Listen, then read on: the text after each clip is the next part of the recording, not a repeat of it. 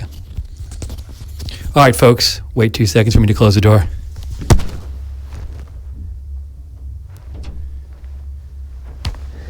All right, let's do it. Steve, you might say, what just happened? Well, we're back. I think you can hear me. Hey, so welcome. Let's see if you can hear me now. It's a special Saturday night edition of Right Side Broadcasting. We don't usually broadcast live from the studio on Saturday nights, but there was some breaking news today. And let me make sure I have this on right. That looks good. There was some breaking news today that we thought we should cover, and that we thought you might want to talk about. And I was going to maybe do a YouTube live chat to talk about it with you guys, but when I came to the office, there was somebody here who actually could help me for a second, but they could only help me for a second, and now I am all alone in the office, and it's very scary because it's just me. But now I'm not scared because you are here with me. So thank you for joining me tonight, and I think everything's going right. If it's not, Michael will call me and we'll fix it. So let's start this chat. So the idea of what we're doing here tonight is, so this big story happened today. If you've been watching the news at all, you can't help have seen it because it's being covered on all the stations all the time. It's this Donald Trump Donald Trump travel bans executive order. So Donald Trump has signed this executive order which bans certain people from certain countries and refugees from certain countries traveling to the United States. And this has really blown up today. It's gotten huge. And so the first thing I want to do is just to refresh us, to have us all on the same page. I'm going to just go over what the bans are. But this is supposed to be a chat, and so it's not just going to be me talking. I don't want to just hear me talking. I want to hear you talking. So the way this is going to work is, look what I have here. Look, I have my iPad. So if this is really going to be a discussion between you guys and me and not just me talking, you need to do your job. And your job is to tell me your comments, ask me questions, or just let me know what you're thinking. The way you do that is go to my Twitter, it's at Lookner, and direct message me, at Lookner. If it's easier for you to email, you can email me at steve.lookner@rsbn.tv. So again, two ways for you to talk to me so I can hear you or see you and then tell everybody else what you're thinking. One, direct message me on Twitter at Lookner, at Lookner. And email me is the other way, and that's steve.lookner@rsbn.tv. So I would love to hear your thoughts on this, on the travel bans, whether you approve or don't approve. Let me just move this mic a little bit so it's not in my way. Thank you. I'm going to bring up some concerns I have, some of my thoughts, but I would love, this is a chat. This is interactive. You do not see this in the mainstream media. They do not do chat news shows. But we thought, we like to hear what you're thinking, and we want to have you hear what others of you are thinking. So that's the idea here. It's a little informal, but even though it's a little informal, look what's going on. I am wearing a tie. I'll have you know, though, I've received numerous complaints about not wearing a tie and not dressing up. I'm doing this because I want to, not because you want me to. Although I certainly take your criticisms and your notes under consideration. But I'm not caving. I'm not doing this to be correct. I'm doing it because I thought it would be good to do. Also, I didn't have any clothes because I finally went back to LA and got some clothes, although I actually got these here. But when I initially came to Alabama, I had like 4 days of clothes, blah, blah, blah. Anyways, let's get to the business at hand. There's this travel ban, this executive order about these travel bans, I feel like is a very significant event in Donald Trump's presidency. Personally, I feel it is the most significant event so far in Donald Trump's presidency.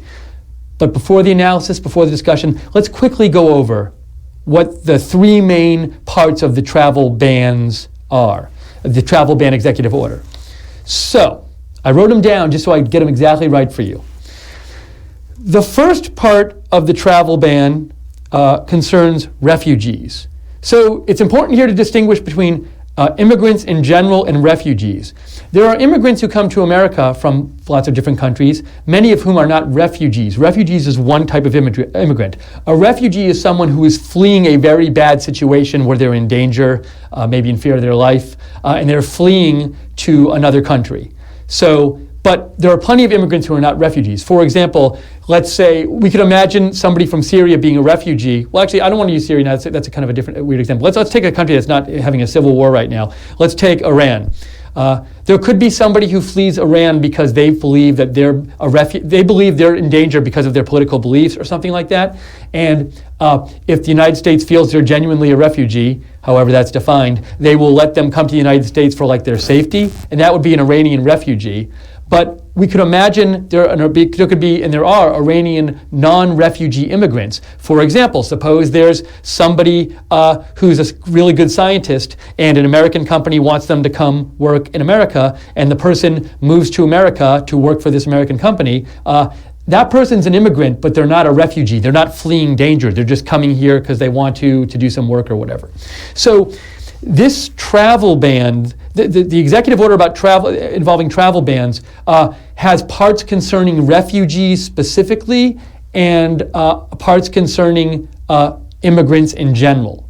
So we want to just be careful to distinguish between those two, refugees and immigrants. So there's three main parts to the travel bans that President Trump specified in this executive order.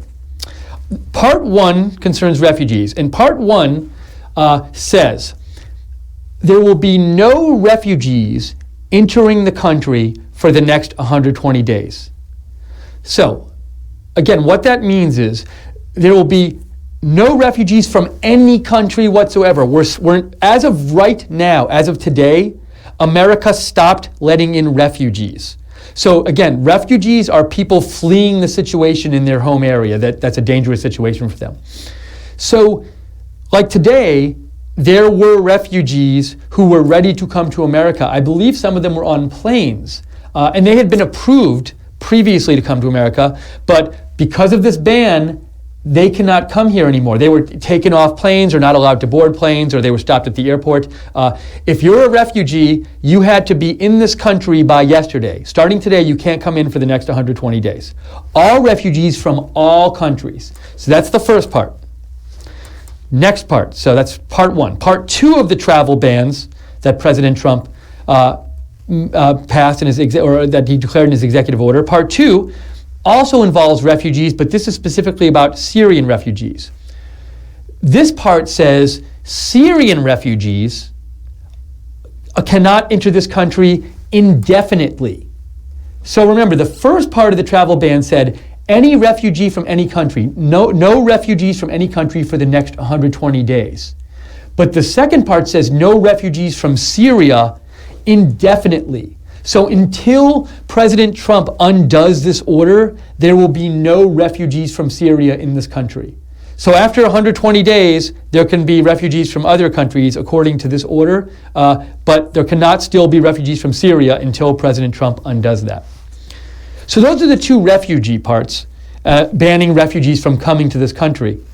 But there's an extra part, there's a third part of the travel bans, and that part is about immigrants in general. And what this part says is that no person from any one of 7 different countries, whether they're a refugee or not a refugee, no one from any of those 7 countries, no citizen of any of those 7 countries can enter America starting today. And the 7 countries are predominantly Muslim countries, and they are Iran, Iraq, Libya, Somalia, Sudan, Syria, and Yemen. So if you're trying to enter this country from, say, Syria or Yemen or Sudan, if you're a refugee, you're not allowed.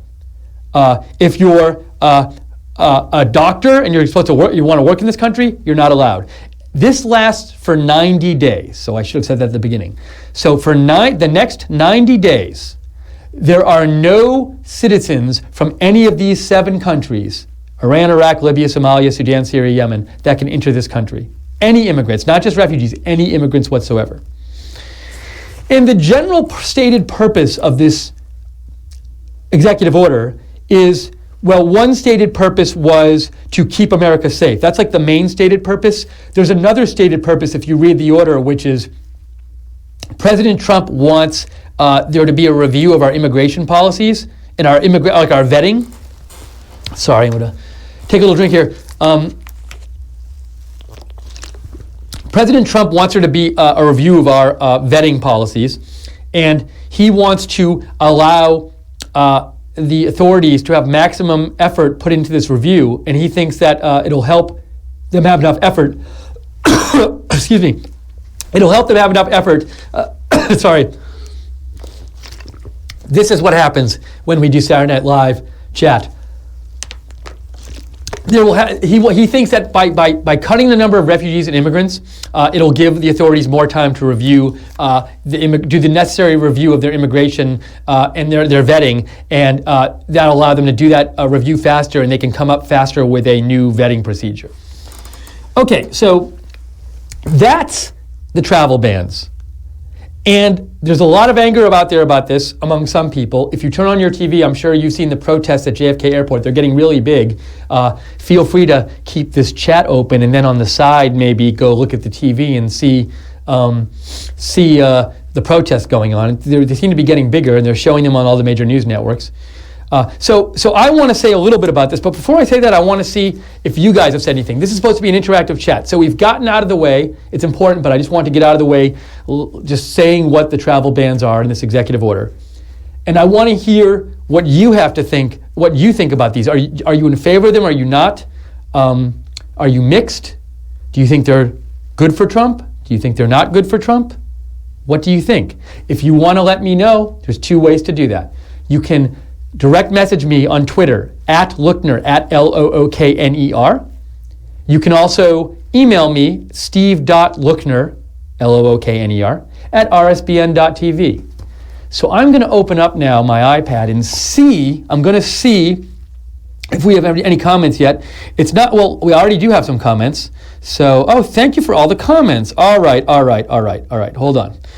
Let me go through, and forgive me, what I need to do, I can't just open the comments and read it aloud, because if some prankster out there sent some kind of not safe for family content in their comment, I don't want to just read it. So give me a second and let me just peek over this first comment, make sure it's cool. Okay. Now, and just so you know, when I'm going to read some of your comments, you know how on Twitter they say retweets are not endorsements. For the Just Chat, my reading your comment is not an endorsement. It's also not a non-endorsement. I'm just going to share different comments I get, as long as they're clean and reasonable in terms of not offending lots of people who might be watching. I'm happy to share some comments. So this is Linda's comment. It's from Linda Cross.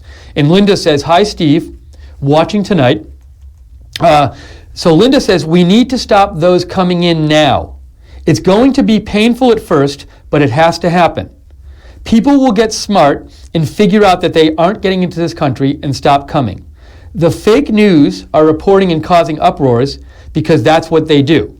President Trump, on a video I heard today, said that he would allow Christians coming in from Syria today because of their persecution. Thanks for sharing." So thank you for your thoughts, Linda. And one thing Linda mentioned in her comment is something I didn't mention yet about the executive orders, and let me see if I can get this right. There's a part of the executive orders that says, it says like preference. Well, first of all, the travel bans can be granted exceptions on individual bases, so they're not like if President Trump wants a certain person to come in from a certain country, that can be allowed. Also, though, I believe there's favor given to people who are religious minorities and not religious majorities. But that's kind of a specific detail, and I would need to go back and look at that again. So let's see if you have more comments before going off on that. It was so funny. One of the things I forgot to do, I was going to check the AC and see. It's feeling a little warm in here, and that's the one thing I forgot to do, but I'm going to power through. It's handleable. Okay. Bunch of comments. Thank you. Norway for Trump. I hope it's clean, Norway. I'm looking at your comment now. So Norway for Trump says, "This is the best thing happening to a Western country in 40 years. Real hope for the future. People need to learn about Islam. Donald J. Trump is extremely enlightened. I have read the Quran, Sunnah, and Sharia, and this is absolutely necessary if we want to survive as democracies with justice and liberties for all. That's from Norway for Trump. Let's see what else we have here. Joe Greer says this is dismantling globalism 101. That's from Joe Greer. Let's see. Solely Trump Mania says, nice tie, looking intellectual, thumbs up. So thank you, Solely Trump Mania, although that implies that before I wasn't looking intellectual, maybe looking kind of stupid. So I hope that's not the case. Let's see. We have another comment here. This is from Diane Green from RSBN Chat. Steve, this is Diane Green from RSBN Chat. My feeling is Christians in those countries are in real trouble. Ban the Muslims and get the Christians out. So, and I assume you mean ban the Muslims from coming into this country. Okay, so I'm going to get to some more questions in a second. Thank you for sending them in, some more comments. Again, we're doing an interactive chat here. This is a little different. It's not RSBN Tonight where we kind of present to you. We want to hear your comments, and I'm going to present some of my comments too, and I'd like to respond to your stuff. So it's kind of a new thing. Also, feel free to let us know how you like this format. We haven't tried it before. I'm just happy being alone in the studio. Nothing's broken yet, because I'm not the most tech-savvy person. But people like Micah have helped me out immensely, and Joe and other people, so thank you. So, and again, if you want to comment here, we want your input. Two ways to do that. Direct message me at Lookner on Twitter, at Lookner, or email me at steve.lookner, steve.lookner@rsbn.tv. So I'm going to go back to comments in a second. There are a bunch of them, and I'm really excited about that. Let me throw something at you. So the comments we've seen so far are positive.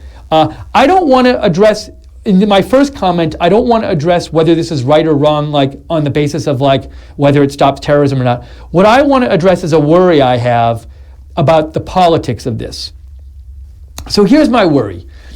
My worry is that this executive order could have been written in a way that, which would have made it so that it played better politically and wasn't getting so much criticism today. Why do I say that?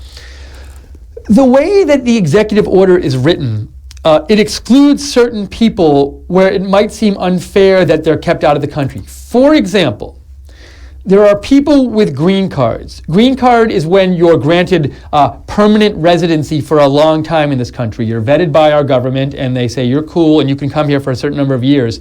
For a lot of green card holders, it's 10 years. So green card holders, they've been cleared to be here. They have this card that says I'm cleared to be here. They can, for a lot of them, for it's 10 years that they can be here. But the way this was written today, if you were a green card holder, so say you were a green card holder from like Poland, and you went, actually, I'm sorry, Poland wouldn't be. If you were a green card holder from one of the 7 countries, Iran, Iraq, Libya, Somalia, Sudan, Syria, and Yemen. So say you were a college student or you were a professional, whoever, worker, and you had whatever you were a mother, whoever you were, and you were legally in this country, you had a green card, you're like, I'm cool for the next 10 years. And you had gone back yet a couple weeks ago or a few days ago to visit your family in Iran, and you were trying to fly back today.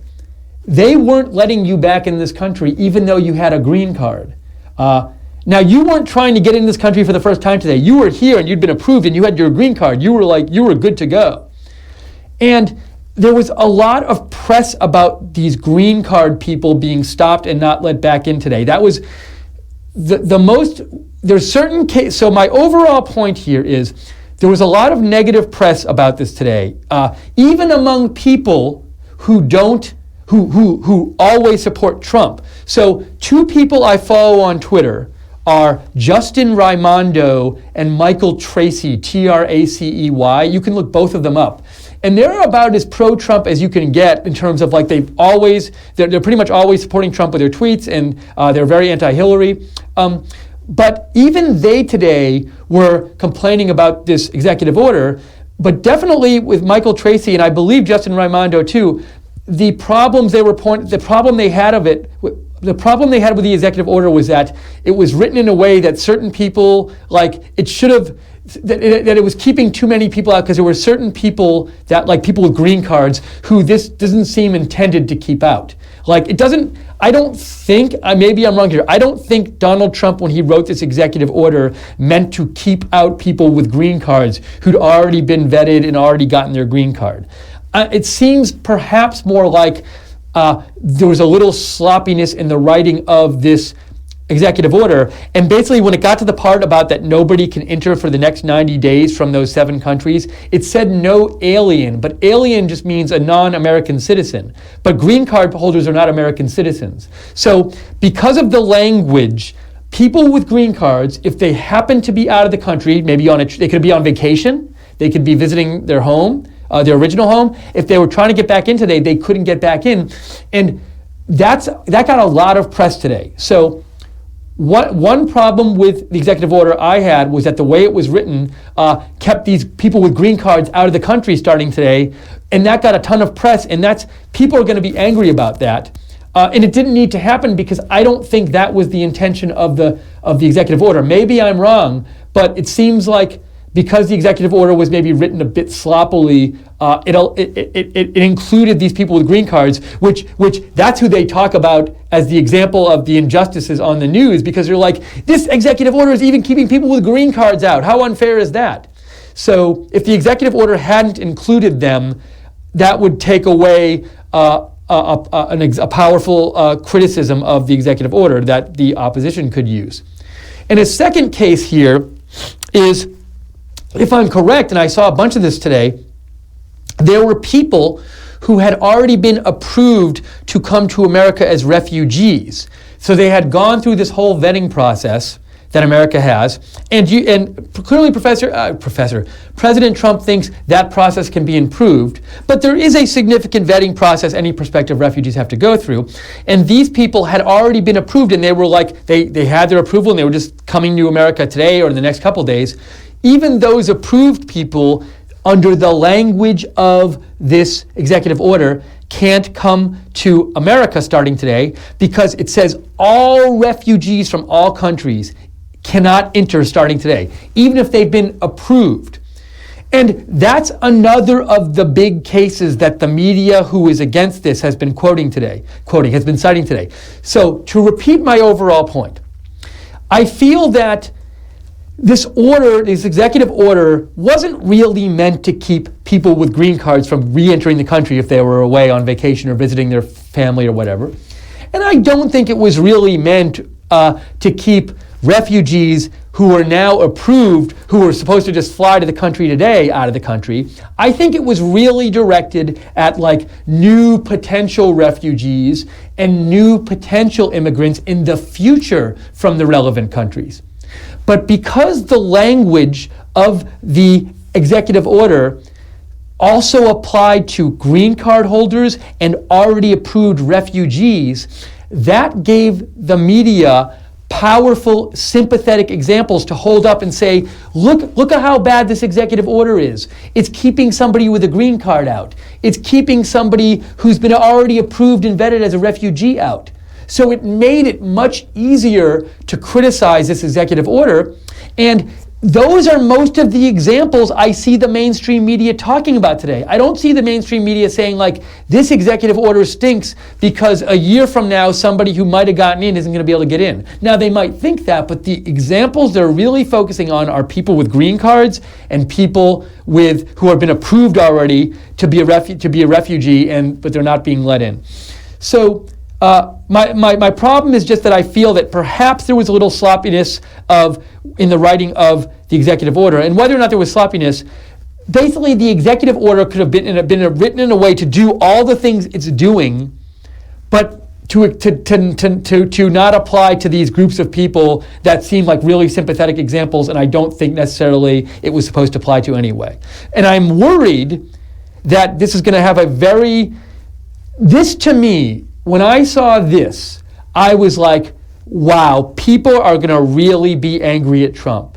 people on the fence are going to start turning on him. This feels like something that people who were on the fence and not angry at him before might start getting angry at. And I am someone who, I know like a lot of you, I want this administration to succeed. I want it to be awesome for America. I want this administration to do the best things for America.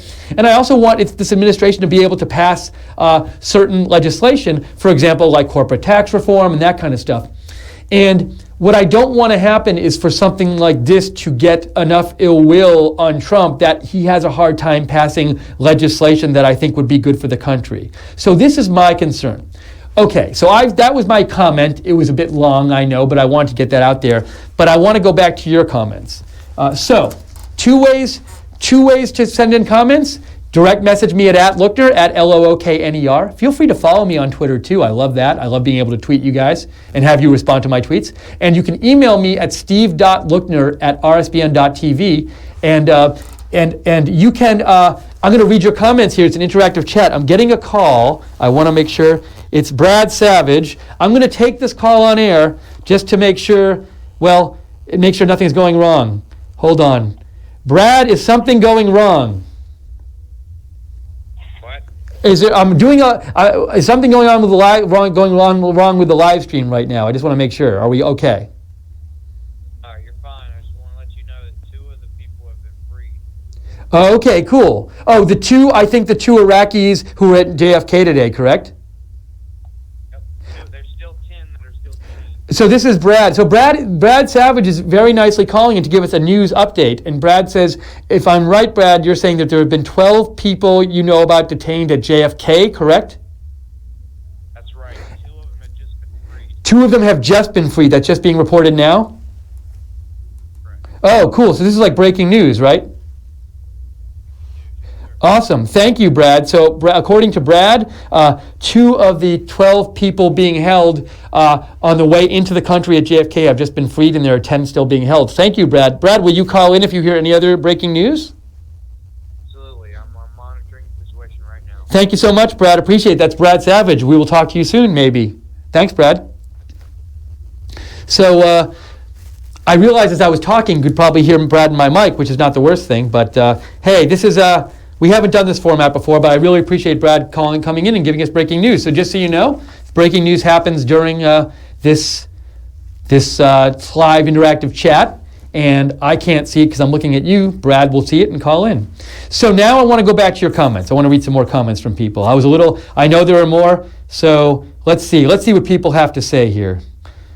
There was some from before. Hold on. We have on Twitter. Okay. Got to go back here. Paul Sanderson says, as I see, I'm not used to wearing a tie, so I have to deal with it a bit. Paul Sanderson says, the ban will give our leaders a chance to get their act together to properly protect our country the way that is needed. Only those who are ignorant do not understand this principle. Our government's sole responsibility is to take care of its people, not to take care of the world. If individuals wish to help those people, then they should do so. So that is Paul Sanderson's comment. Thank you, Paul, for your comment. Let's go back here. Tony Richardson says, I agree with this process. It has to be done.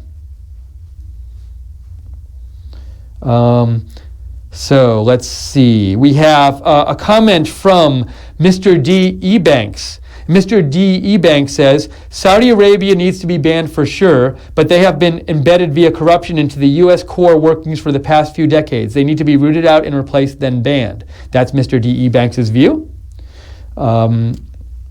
Miss Tina Brownfield says, I agree with President Trump 100% on extreme vetting. One of the reasons I voted for him, safety and USA first. So we have a lot of you out there agreeing with the action today. Dwayne DeSisto says 100% right thing to do.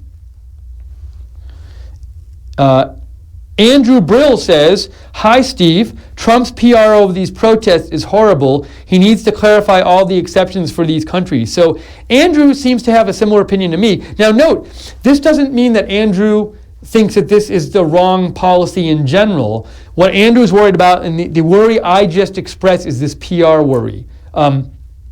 Again, I am very, very, very concerned about the PR about this. and maybe I'm a little more like aware of this because I came here from Los Angeles. I grew up in Boston. I've lived in lots of liberal cities, and I feel like I have sort of a radar for what's going to upset liberals and also moderates, because I have a lot of moderate friends, and I feel this, to me, when I saw the executive order and seeing the reaction today, like, this is a whole new level of negativity, way more than any other negative response to anything Trump has done as president. I am convinced that, and that's why I said before, I think this is the most important thing that's happened in his presidency so far. I think there's going to be a giant backlash to this, and this is not to say, this is a discussion aside from whether you think aside from whether you think this is the right executive order to give or wrong. I'm just talking about the PR for it. And I think there's a PR concern here. And so I wanted to talk about that aspect too. But let me get back to your comments here. More comments coming. Thank you for all the comments. I really appreciate it. I'm saying that, not the comment. Some normal Benji Gonda says, it's quite amazing how present America now is different than America a week ago or 2 weeks ago when Obama was still in charge. Globalism on the decline, Trumpism is on the rise. And related to what some normal Benji Gonda says, I've heard some people being pretty surprised at like how much Trump is doing in his first, week, 10 days of office. Like, he's really done a lot. Now, some people might disagree with what he's done, but he does seem to be doing a lot in really trying to put his stamp on things. Love This Nation writes, I approve the travel ban, but if most of the 9/11 hijackers were Saudi, why didn't Trump include them as well? Also, the list of countries came from the Terrorist Travel Prevention Act 2015 under Obama. So the point Love This Nation is saying, and Love This Nation says he or she approves the travel ban, but remember, part of this travel ban is that nobody from not just refugees, there are no immigrants from 7 countries in the next 90 days. But Saudi Arabia is not on that list of those 7 countries. Those countries are Iran, Iraq, Libya, Somalia, Sudan, Syria, and Yemen. And the executive order actually mentions trying to stop things like the 9/11 attacks. But Love This Nation is saying, like, hey, if we're trying to stop that kind of stuff, what about Saudi Arabia? And an earlier commenter said that too. So a couple of you had said, like, hey, if we're really trying to stop this, shouldn't we putting this restriction on immigration on Saudi Arabia as well? Now, perhaps one reason, and I don't know why this is the case, that it wasn't put on Saudi Arabia, one obvious reason would be just that they are an ally, an important ally, and we didn't want to upset them. They have lots of oil. They're an important economic ally. They're an important ally in certain fights against terrorism over there, against certain groups. So it's possible that political considerations came into play here, but it's a reasonable question to ask. And I will say this, I want to praise you, right side viewers now. I want to praise you. But first, I want to drink water. So I really like, well, I want to praise you. I want to praise you for supporting Right Side. Thank you. I also want to praise you for writing in your comments. I was hoping, and this is supposed to be an interactive chat, but I really want to hear from you guys and share all of your thoughts with each other. So thank you for writing in. But I also really like, I like how there's like a difference of opinion. And I like how some of you, so if you're like totally behind Trump, that's totally cool. But I also like how some of you aren't afraid to say, hey, I like this part of what he's doing, but I don't like this part. You're not afraid to offer some constructive criticism of Trump. And I think that's healthy. And I think all kinds of views are healthy. So here at Right Side, we welcome all kinds of views. We don't tell you what to think. We want you to decide what to think. And even if you support Trump generally, within that there's a lot of range of different views you might have. You might think, well, everything he's doing is right, or 90% of what he's doing is right. Maybe you like how he campaigned, but you don't like how his presidency is going. All of that is, reasonable views to have, and I appreciate that there's a diversity of opinion here. So keep saying what you think. I'm getting a text. I hope it doesn't mean something's going wrong with the stream, but I'm going to check it now. Let's see. Okay, thank you. I'm not saying your name, Texter, because I don't know if you want me to say it, but if you're okay with that, let me know. Let's see. So we have, I wanted to give a quick shout out that we just started a new donation campaign. You can find this campaign at gofundme.com/nextgenrsbn. And basically this campaign is, we're starting this campaign because we've been, fortunately, thanks to your support, we've really grown and been successful in the last couple months just as a young network, but we're getting so big, now there's even more we want to do, and doing more is going to take even more money. We're not like the mainstream media with hundreds of millions of dollars, and we don't take lots of money from donors who tell us what to do. We want to be independent, to be able to do what we want, to be able to come in here on a Saturday night and just do a comment live chat with you guys, and to do lots of other things. And you can find out about these other things we're planning on doing and would like to do if you go to this page, and I'll read it again. Oh, Micah. So Micah Messer, who works here, he's a producer, great guy, very talented. He texted this to me, so thank you, Micah. So again, the page you can go to find out about this campaign we have is gofundme.com/nextgenrsbn, and we so appreciate everybody who's donated in the past. It doesn't matter how much you've donated, we really do appreciate it, and everybody in the future who does, we really appreciate it as well. It really helps keep us going, so thank you so much, and thank you, Micah, for giving me a heads up about that. Let's talk about a couple more comments. I haven't checked my... I feel so sad because people are writing in and I want to say all the comments. It's I'm so happy that people are making these comments. So I'm going to continue in a second, but I don't want to ignore the email people. Are people emailing me? Or are they only tweeting me? Oh, there's so many comments. I'm so happy. So I'm going to read a couple emails. First though, before that, let me take a quick break and just say. I'd love to hear your thoughts. So I'd love to hear your thoughts on whether you think this is a good policy or not. And you're saying that. I'd also love to hear your thoughts. If you disagree with me and you think, hey, Steve, I don't think this is bad for Trump. Maybe you think hey, I think a lot of people will protest about that, but I still don't think that's bad for him. Or maybe you think people will come around to it. If you think I'm wrong, feel free to tell me why. Interactive chat here. I want to hear from you. So again, my point I'm making is that I worry that this is just going to bring a lot of negative reaction to Trump, and that might get in the way of him passing the kind of legislation that will help America. That's a worry I have. And I personally feel that the anger towards this policy I saw today was levels above anything I'd seen towards him, certainly during his presidency. And this is a really key moment. And another part of this moment is, as far as I'm aware, no GOP congressman came out against this today, or congresswomen, but will that happen? Will the backlash will this die out over the next couple days, this backlash, or will it get much bigger? I don't know. There's a big protest going on, I believe still at JFK Airport. You can check the news and watch that, or maybe check YouTube. So some people are pretty angry, but I want to hear what you have to say. So we have some more comments. So excited here. There's a live chat, interactive live chat. The two ways to reach me: direct message me at Lookner, at Lookner on Twitter, or email me at steve.lookner@rsbn.tv, and I'll try to get to your comment. So we have a comment here. Let me make sure it's clean. Yes, so Paul S. emailed me, and he said, Steve, in 2011, President Obama banned immigration from Iraq from 6 months. There was no reaction from the media or leftist groups. Why do you think there's an uproar this time?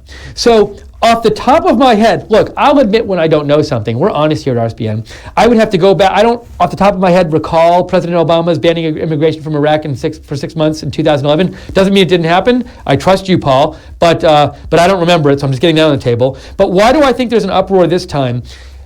As I said before, I think, part of the uproar is because I believe there were a couple groups included in this ban, people with green cards who had already been approved for green cards, which means in some cases they can say it's like a permanent residence card. You've been vetted, you get this card and you say you're good for a number of years in this country. A lot of them are good for 10 years.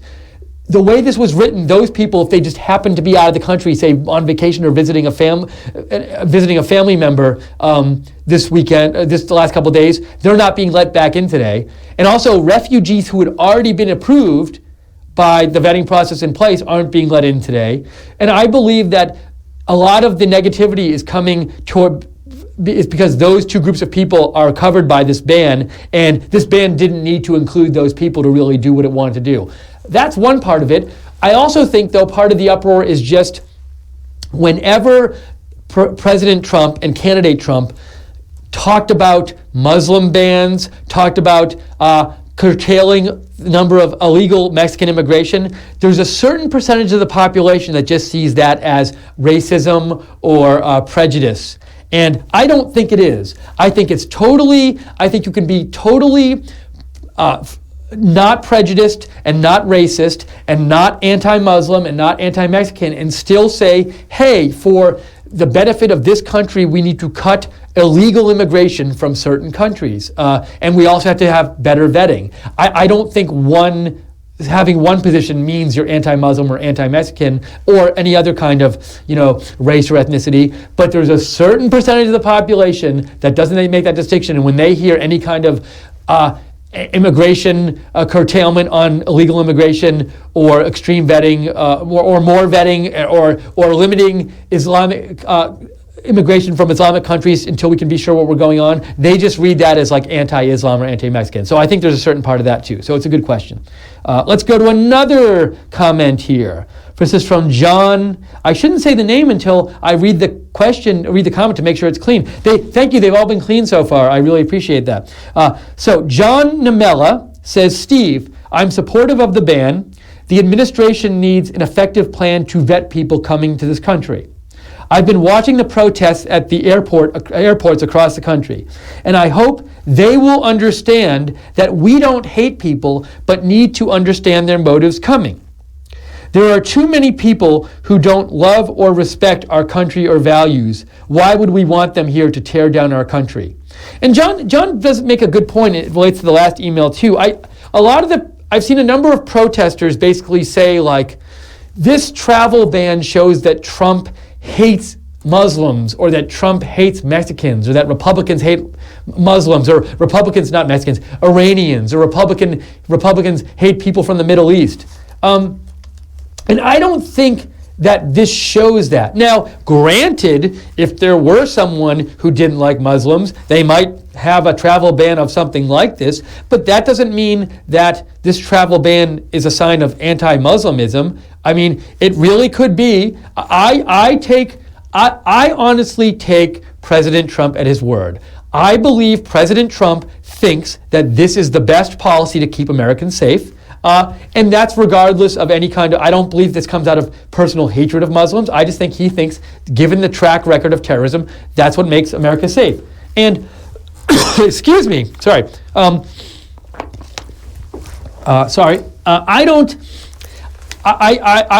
that's not to say that you might disagree that this keeps America safe, and I've heard a number of people today, no, this is not the policy that keeps America safe, and we can talk about that too. But I don't think that that it's fair to just look at this policy and say that means Trump hates Muslims, because I think the rationale given is just it's supposed to keep Americans safe, and that's what he thinks it will do. And I think you can believe this will keep Americans safe and not think that to not be anti-Muslim and not hate Muslims. Let's go to another email here. Let's see. Oops, sorry. Thank you for all your emails. Here we go. Someone says, so Sandy writes in, Sandy's subject line is, if I cuss in the subject, will you notice me? LOL, kidding. That's not how I didn't notice you because of that, but thank you, Sandy. Sandy says, President Trump needs to make a decision on birthright citizenship before he takes in immigrants again. We already taken more immigrants than any other country in the world. Don't forget, many of these were previously allowed by Obama's low standards. 90 days is an interesting time period. President Trump is looking for a 30-day ISIS plan. I trust my president. I would have expected a 6-month ban.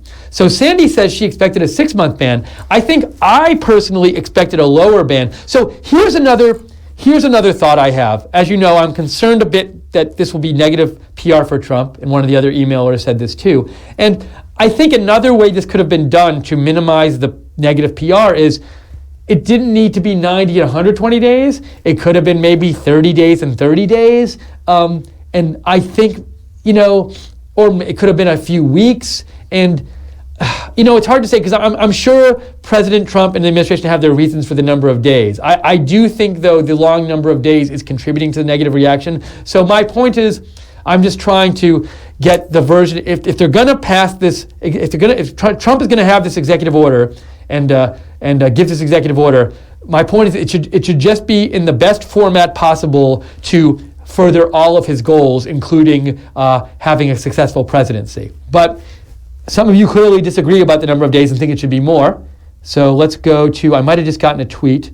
So let me go back to the tweets. Thank you for all of your comments. I'm so sad because I want to get to all of them, and it's just like, how am I going to get to them all? So I'm doing my best. If I don't get to you, I apologize in advance. I really appreciate it. So Jean writes in on Twitter, and Jean says, Steve, maybe because of recent threats, anyone coming back with green cards may have ulterior motives. That might be what President Trump is trying to prevent. So, fair point, Jean. I love it. I love that you are listening to my argument and you're offering a response to that. Now, before I say something, I just want to make sure here I'm good. When I get a tweet, when I get a text, I just want to make sure it's like, hey, the sound is off or something. So, Jean says, I had mentioned before, I don't think this was meant to apply to people with green cards. But Jean says, well, maybe it was meant to apply to people with green cards because perhaps somebody with a green card might leave and then have they might leave. I'm thinking, Jean, I'm sorry if I get this wrong, Jean. I'm thinking what you're saying is like, hey, somebody with a green card, say somebody has it from Iran and they have a green card. And in theory, somebody could go back to Iran with an ulterior motive of coming back here to do something bad. Maybe they go back to Iran and get training or talk with some bad people or whatever. I'm not saying that's happening. I'm just saying this is the kind of thing that Jean is talking about. And Jean is saying maybe President Trump's executive order includes people with green cards to try to prevent that kind of thing. Fair point, Jean. A fair response to my comment. And I should repeat, again, it's the same as retweet is not endorsement. I am not endorsing, or when I read a comment, I am not endorsing it or not endorsing it. Our right side is not endorsing it or not endorsing it. We at right side just want to have you hear what each other are thinking. It's the same thing like with the chat rooms, and we're doing it on video this time, which is kind of new. But it's not my place tonight to say who's right and who's wrong, and I don't think that's my place in general or our place in general on this network. We want to give a chance for you guys to give your opinion and have it be heard. Let's go again. We have David Robertson says, I think President Trump is being made aware of these problems. I believe he will fine-tune this and make the necessary corrections. So here's an interesting view we haven't heard before tonight. David Robertson says, look, this could be corrected. So it's certainly possible, I would think, that in a couple of weeks or whatever, President Trump could amend this executive order. Maybe he'll say, you know what? I think it'll be given the feedback and given what's happened so far, maybe we should tweak it this way. So, interesting point, very interesting points everybody's raising tonight. I apologize a little bit for my sniffles and my coughing. I had a cold. I thought I was over it. I think I got my cold when I was running around DC for the inauguration, which was a blast, but I was kind of waiting to get sick with all the running around. And as a result of that, I am coughing and stuff, so I keep drinking water, so I apologize. I'm going to power through, though. I'll try not to sniffle too loud because it's disgusting, but we'll keep going here. So more comments. Great that you're commenting in. If you want to comment, you can tweet me, direct message me at Lookner. That's at Lookner. Feel free to follow me too. I love that when you follow me, and I can tweet you. And also you can email me at steve.lookner@rsbn.tv. And thank you so far. Those who are out there watching, I think it's so cool. This was just kind of something we came up with today, and it was, this story was a very big story today. It's been everywhere, and a lot of people are talking about it, and we just wanted to have some coverage for you. So, and we came up with this idea of just, hey, we'll have like a live discussion kind of thing. We'll have it in the studio. I'll even put on a tie for you, but this was only going to work if you guys tuned in and watched and submitted comments, and you're doing that. So I really appreciate it. I'm very encouraged, and I love hearing what you all have to say. Connie Novo says, this is what Connie Novo says. I am totally for President Trump's immigration policy, and I believe if we don't get a handle on the situation with some solutions, eventually we are not going to have a country, but will become something unrecognizable. We cannot continue as it was, but need these changes for now until there's a better solution and vetting of the immigrants is already here. My parents came to this country during the Second World War, and my father was drafted almost immediately thereafter. We came here legally and became American citizens after the war. I hope President Trump keeps doing what he's doing. This is what we voted for, and he's keeping his promises. Another good point. You guys are raising really good points. Thank you. Another good point that Connie raises is that this is what he promised. Now, you might say, well, he didn't specify the 120 days or the 90 days or the 7 countries or blah, blah, blah. But the general idea of what he's doing in this executive order is what he promised to do. And I've heard some people say, why are people upset about this? He promised to do this. This shouldn't be upsetting people. So thank you, Connie, for your comment. We have the Honest Patriot says, this is an Honest Patriot's comment, the executive order is a necessary precaution to take before we attack ISIS and other terrorists, hard to keep retaliations at a minimum. That being said, I agree that there should be a change to those that have already been vetted and lived here. So Honest Patriot says, generally supports the executive order, but also has a little problem with the people who've already been vetted and lived here. Those are people with green cards he's talking about. He says that those people, if they happen to be out of the country right now, should be allowed back in. And also remember, if you have a green card and you're in this country now and you've been vetted and you have your green card and you're good to go, what this order does is now you can't leave the country and come back in because there's a risk you might not get back in. And I should have clarified this before.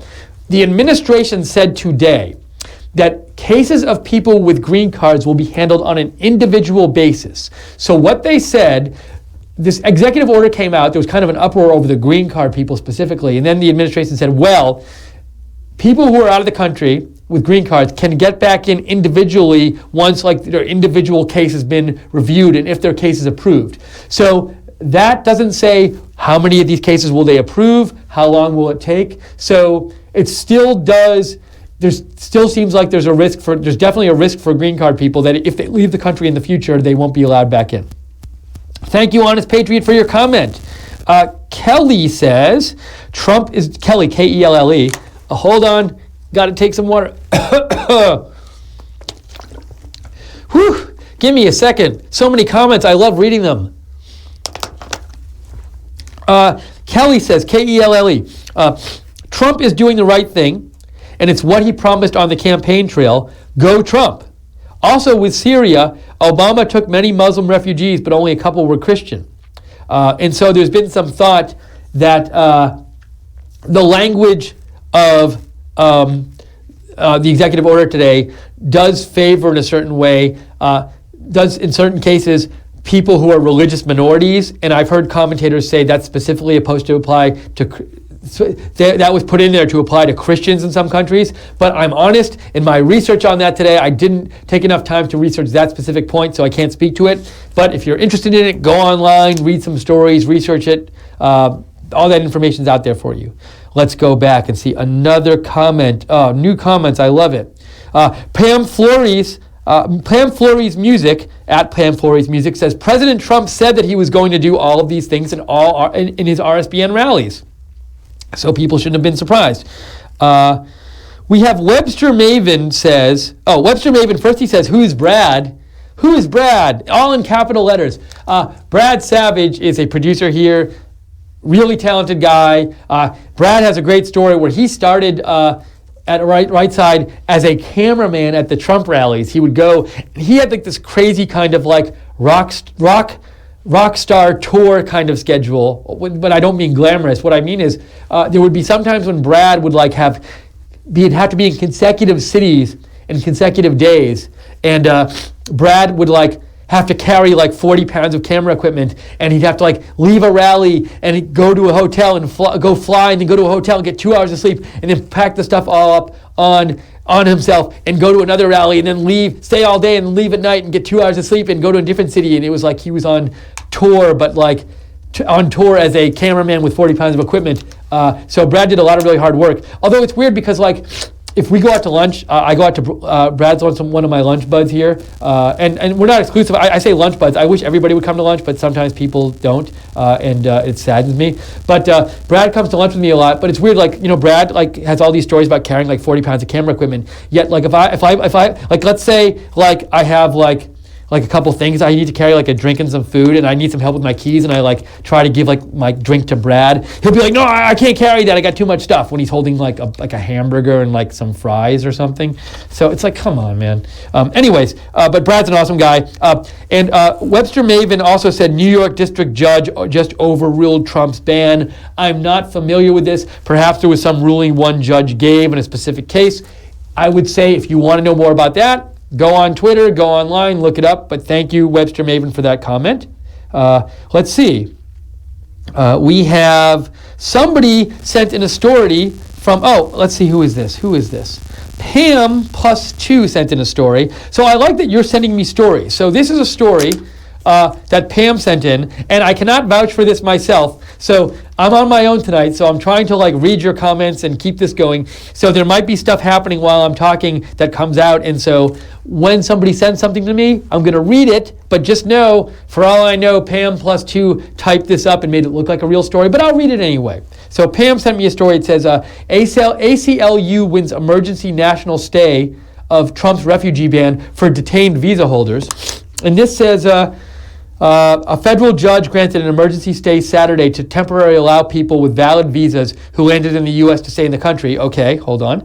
Following chaos and detentions after President Donald Trump's executive order, American ACLU and other activist groups filed. So it sounds to me like, if this is true, this applies to people who had already been approved to come to the country and had visas, people with valid visas. So these are people.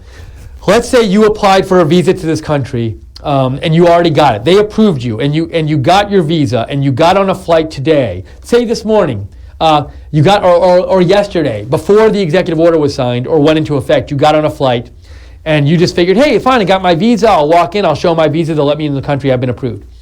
And then while you're in flight, this executive order starts being enforced, and even though you have a visa, if you're from one of a certain number of countries, or you're a refugee, or you meet one of the qualifications of the travel ban, you're not let in. So people with visas who'd been approved to come into this country were stopped, some of them, from coming into the country.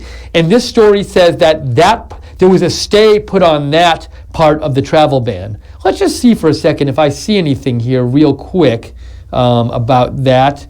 Let's see if my Twitter loads. I can see. Oh, so this did. Wow, this is so cool. It's so cool that a reader, I think it was Pam C +2, just wrote in to us and gave us this breaking news. This is fantastic. So I'm going to look it up. Bear with me. I'm going to a couple sites. Oh, wow. I'm so excited. This is really cool. So I'm on the front page of the New York Times now, and this just happened, breaking news as we've been on, and it says, Judge suspends Trump order, bars deportation of refugees. So let me take a minute and read what this breaking news says. Excuse me. I wish I didn't have a cough today, but I'm trying my best. Okay, so I'm going to give a shout out to the New York Times. As I, I know we have problems with the New York Times, a lot of us. I think they're way too biased. I think the New York Times was like the best newspaper in the country for many, many, many years, until like 2 years ago, and then they got crazy anti-Trump, and I don't know why they did it, because I feel like they've like irreparably harmed the prestige of the paper, and now it's just like any other paper, and I don't know why they've done this. I feel like it's really dumb. But anyways, but on the story, I'm going to go through the story and say what they say. So the story says, on the front page of the New York Times now, you can go look at it. The headline is, Judge blocks part of Trump's immigration order. And it says, a federal judge blocked part of the order ordering that refugees and others trapped at airports across the United States should not be sent back to their home countries. But the judge stopped short of letting them into the country or issuing a broader ruling on the constitutionality of Mr. Trump's actions. So, what this breaking news says, it says, if you got on an airport to come to this country, I assume you got on an airplane. I assume if you got on the airplane, you had to have the proper approval to get into the country. So I'm assuming if you got on an airplane today to come to this country from another country, you had a visa, and you're a non-citizen, you had a visa or you had a green card, you had already been pre-approved. A bunch of these people were stopped at airports today because, in flight, perhaps, the executive order went into effect. And they were not allowed in under the executive order. What this judge said is that these people trapped at airports should not be sent back to their home countries. So perhaps there was a plan to not only stop these people at the airport, but send them back. And the judge said, don't send them back, at least not yet. But the judge did not say let them in. And what the judge did not say anything about is future people who come. So don't be misled if you hear judge blocks Trump's immigration order, or judge issues a stay on Trump's immigration order, and think oh, well, I guess a judge has prevented the immigration order from being implemented. What the judge has said is that in this certain type of case, which is people who got on a flight to come here and had green cards or had visas and were approved to be here and got stopped at the airport because once they got here because the order took effect, I'm guessing as they were in flight, those people should not yet be sent back if the authorities were planning on sending them back. So that's what the stay is. Very cool. Thank you. I think it was Pam C+2 who sent me that, and actually the user before that, I can't remember who that was, sent me the link to the story. So cool that you guys are helping me out. I love this citizen journalism in the sense of viewer, we're a team here. I'm reading your comments and then you help me figure out what the breaking news is. So that's really cool. You don't see that on the mainstream media, do you? And if you got it to me pretty quickly too. That wasn't happening when I came on the air, whenever that was. So that was really neat. Thank you so much. Let me read a couple more comments. I really do apologize that I have this cold. And I have sniffles and I'm coughing and so I keep having to drink water. I have another water here and I know it's disgusting or whatever, maybe, but I apologize. But I want to keep going because I love that you guys are writing in and I love reading your comments and also having you help me find breaking news. So way to go. And I should say again, this is a live interactive chat about the Trump travel ban executive order, which came into effect today, and we're discussing what you think about it, whether you're for it, whether you're against it, whether you might be for it but think there's bad PR, you might think the PR is fine. Any kind of thoughts you have, let me know, write in, that's what we're doing here. You can go to @Lookner on Twitter, @LOOKNER, and direct message me, and I'll get it that way, or you can email me, steve.lookner@rsbn.tv, and I'll check those emails, and I'm just trying to get to as many comments as I can. I will never be able to get to them all, which is very sad and I'm going to go cry when I go home. But at the same time, I'm so happy you're writing in. And I hope this format, you like it. And also, another thing, I'm going to be honest here, when I have a cold and all this stuff is going on with my sinuses and stuff like that, I might at certain points get a little saliva or spit. I know it's disgusting. I'm doing my best to not have that. So I apologize in advance for that. But I figure we should do the chat rather than not do the chat. But I apologize. Okay. Okay, so we have an email from John Clark. John Clark says, I think the executive order was written right. The green card means nothing during this period. I think you should do some a walk and talk like you did from LA. I like the shirt and tie. Okay, so first comment is, John Clark says he thinks the executive order was written right. Second comment was, John enjoyed the walk and talk I did from LA, but I called it, I think Tony Mack came up with the name walk and, what was it? I can't think of it, walk and chat, but it rhymed. Walk and squawk, because Dennis Michael Lynch came up with the name Walk and Talk, and I didn't want to steal that name. But so maybe I'll do another one. I'll do one in Alabama maybe. And I like the shirt and tie. You say thank you. I hope. A lot of people said they wanted me to try a tie on, so I'm doing it for you, making things a little more kind of serious but fun looking here still. So thank you for the email. Appreciate it. Let's get to another email. We have an email here from David Oldham, David W.P. Oldham. And David says, I think David's writing from Canada because it says, It's sent from Bell's, a certain device over Canada's largest network. David says, honestly good on Trump. I am from Canada. Well, there you go. Unfortunately, we have the problem here that Trump just overthrew.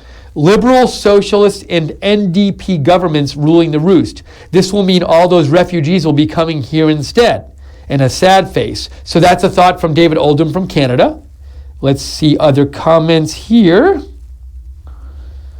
We have, let's get to some more comments. Let's see here. Oh, Micah says, check my phone. And I hope this doesn't mean that my phone says no one can hear you anymore. Let's see. Okay. So Micah wants me to do some shout outs about donations, which is a entirely reasonable request. This is Micah, who's a producer, great producer here. Micah says, so first of all, in case you didn't hear it before when I was saying this, we have a new funding campaign to try to take RSBN to the next level, because we're growing and we're doing well thanks to you watching and contributing to us, but we want to do even more stuff now. So we have a new campaign. You can go to the campaign at gofundme.com/NextGenRSBN, all one word, gofundme.com/NextGenRSBN. And when you go there, you can see I think there's a video there and also some talk about what the kind of things we want to do expanding in the future, the kind of things we're looking to do, and so then you can say oh hey, that's the kind of thing they're looking to do, and you can say maybe I want to contribute money to that. And we don't have big donors here who control our content. We rely on ad revenue and you guys. So thank you for your donations. And Micah wanted to give a little plug. He said, we just hit $1,100, which is amazing. Thank you. And Micah wanted to give a shout out to James, Ed, Jackie with an I, Miss Tina, Matter, and Jonathan. And so we're giving a shout out to you guys. Thank you for everybody who donates. It's really sweet of you. And look, I know, people's money it's important to them, and you work hard for it, and it really means a lot to us when you give something to us, and we take it very seriously. We just actually started doing this thing. I'm sorry, I keep sniffling.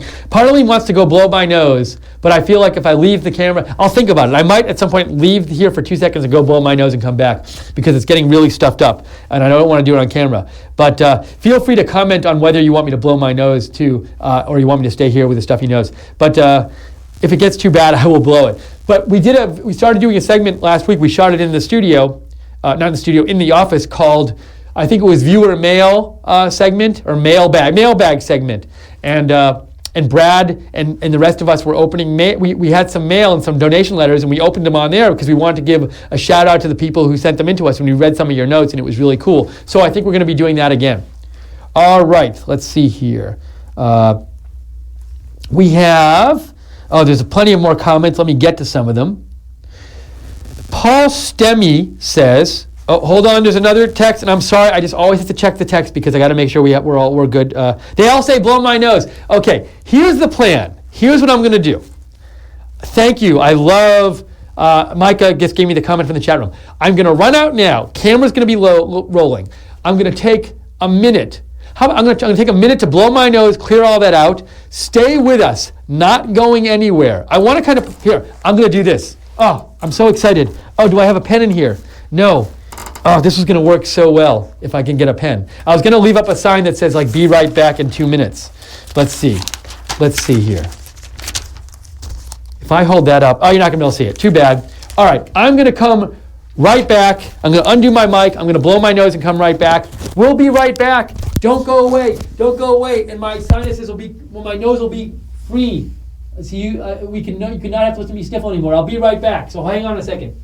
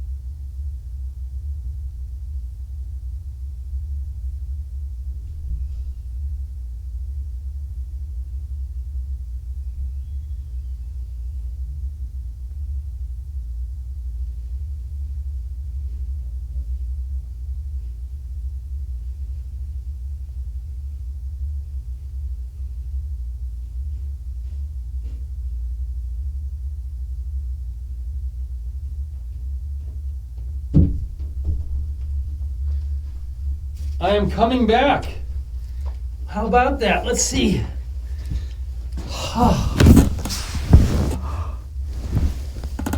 So, thank you for staying with us. I had quite an interesting experience blowing my nose, which I'll tell you about. Oh, you probably can't hear me because the mic's not here. Here we go. Oh, back. We're back. Thank you for staying with us. Let me tell you about what my experience I just had blowing my nose before we get back to your comments. So, excuse me while I do this.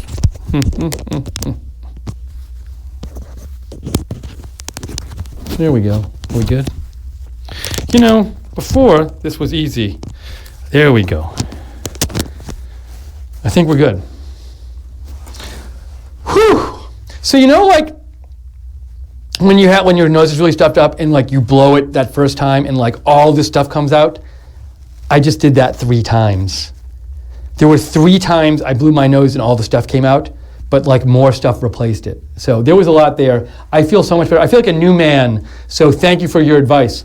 I'll also say, so I want to, we've been on for a little while, but I'm happy to keep this going. If you get tired of it, please, you can email me or go in the, or if Mike is in the chat room, you can chat with Micah and let him know. So if you have to go, fine. But I'm, you are still commenting, so I'm happy to keep going here because I love reading your comments and I want to get to as many of them as we can. So we're back. We're doing a live interactive chat thing special. Is it Saturday night? Yeah, it is. So kind of a special Saturday night edition of RSBN programming. It's so special. It's on Saturday night, and I'm wearing a tie. And what else here? What else can I tell you? I'm making sure also, because I just reset myself, that I'm center on the camera. I think I am. Maybe I'm going to swing over a little to my left. Oh, watch this, guys. I think we're good. Better. All right. So a special kind of interactive chat thing where we're reading your comments. We're talking about the Trump travel ban's executive order. It got a lot of press today. There's protests going on now about it. We just heard some breaking news about it recently, thanks to one of you viewers, which was so exciting. Oh, and I forgot when I went outside, I forgot to turn the AC on higher, and it's so hot in here, but I'll be fine. And if you want to participate in this interactive chat, there's 2 ways to do it. You can direct message me at Lookner, at Lookner, which is my Twitter handle, or you can email me at steve.lookner@rsbn.tv. And thank you so much for the comments so far. We've gotten really cool comments. We've gotten like some people who were like for it, some people who were like constructive criticism, some people responding to my points and offering responding points, some people offering breaking news. So some people asking like commenting about my tie. So really, I'm so happy with the comments here. This show is really all about you tonight. I mean, it's all about you in general here at Right Side, but it's especially about you tonight. So you guys are like doing an excellent job. So I really appreciate it. You're like making this for me. All right, let's see here. Let's look at some new comments here. Okay. Kathy Dillon, and that's Kathiedillon. I don't think this is Cassie Dillon, like her pseudonym. Kathy Dillon says, no more refugees. The first 5 years of Obama presidency, the U.S. gave out green cards to over 680,000 immigrants from Muslim countries. Now, let me also say, when I read these comments, I'm not endorsing them, I'm not disendorsing them, but also, if people quote facts in their comments, I'm just going to give you the comments. Now, some of the facts might be wrong or incorrect. They might all be right. I could sit here and check them and spend lots of time checking them. That would be really, really boring for them. You would hate that more even than when I have a stuffy nose. So, just remember, when people say facts, if you want to check them, you can go check them yourselves. I'm just reading people's comments to get as many comments as possible in. If I know a fact is incorrect, I'll say it. But if somebody makes a claim and I don't know otherwise, I'm just going to say it. So you have been warned, though. Let's see. Thoraxis says he ran on this. The issue he's doing what he said he would do. People are not used to this. So that's another comment, another new comment we haven't heard tonight yet, is Thraxis said, like, people usually who are presidents don't do all the things they say they're going to do, but Trump is doing that, and that people are surprised by that. But Thraxis, I think, is suggesting that they shouldn't be surprised by what he's doing because he campaigned on it, but people are not used to it. So, interesting point, Thraxis, thank you. We have here More comments. Bait Lord says, if I were president, see, I sort of want to like, when I see the thumbnail of your message, it has your screen name, your Twitter name, and your Twitter address. And I would give your Twitter address. The problem is when I actually do the page where it has your whole, where it has like the message itself, it only gives me your name. So that's why I'm not saying your Twitter address, not because I don't like your Twitter address. Bait Lord says, if I were president, I would put a limit on Muslim immigration, implement a vetting policy, and not let any refugees in. Help them at home by setting up refugee camps in their own countries, not letting them into our country where they will destroy our values and increase crime. So one of the points that Bait Lord is making is Bait Lord is saying he or she would prefer us make efforts to help refugees in their own countries rather than have them come here. That's Bait Lord's comment. Thank you for the comment. Let's see. Drain the Swamp says, people in chat were wanting to know who the federal judge is who allowed the immigrants to stay here. Here is the link with it if you wish to share with the chat room. So I can tell you, because I can look at it says Judge Ann, I'm reading the New York Times story, and it says Judge Ann M. Donnelly of the Federal District Court in Brooklyn. So, and that judge was nominated by Barack Obama, and that was the judge who gave the ruling. More comments here. Let's see. We have some new ones. Okay. Vampiric Rogue says, "Hey, Steve Lookner, you should have blew your nose on a picture of Hillary Clinton." And it says, excuse me, it says like, pen up a jar of pickles to prove to us you're healthy. Oh, open up. It said pen up, but so it's referring to Hillary Clinton on, I think it was Jimmy Fallon or Jimmy Kimmel. So I should have blown my nose on a picture of Hillary Clinton and opened up a jar of pickles to prove to us you're healthy. I'm going to prove to you I'm healthy right now. You want to see how? See this bottle of water? It's closed. Watch this. I can't open it. No, I can open it. See, I'm healthy. I was done with the last one. I brought in 2 bottles of water because I think part of the issue is I'm not hydrating enough. So there. I'm going to give a shout out if you like, well, it's sort of not a shout out if you don't like what I'm wearing, then it's like a shout not out. But I actually bought, I was helped by a very fine person whose name I can't remember at Men's Warehouse. I went to Men's Warehouse here in Auburn, and they really, they were very helpful. So if you're looking to buy clothes involving long sleeve shirts with button-down shirts and ties, I recommend the Men's Warehouse in Auburn because they did a good job at the Tigertown Mall. So there, free. I should have done this before. They would have given me free stuff, but I don't need free stuff. They were great. Let's read some more messages here by people. So to repeat, if you want to comment in this live interactive chat we're doing about the Trump travel ban, please, you can do it 2 ways. Oh, and I just got a bunch more emails. This is awesome. Although now I have to read them. But thank you for writing in. At Lookner on Twitter, direct message me at Lookner, at Lookner. And also, you can email me, steve.lookner@rsbn.tv.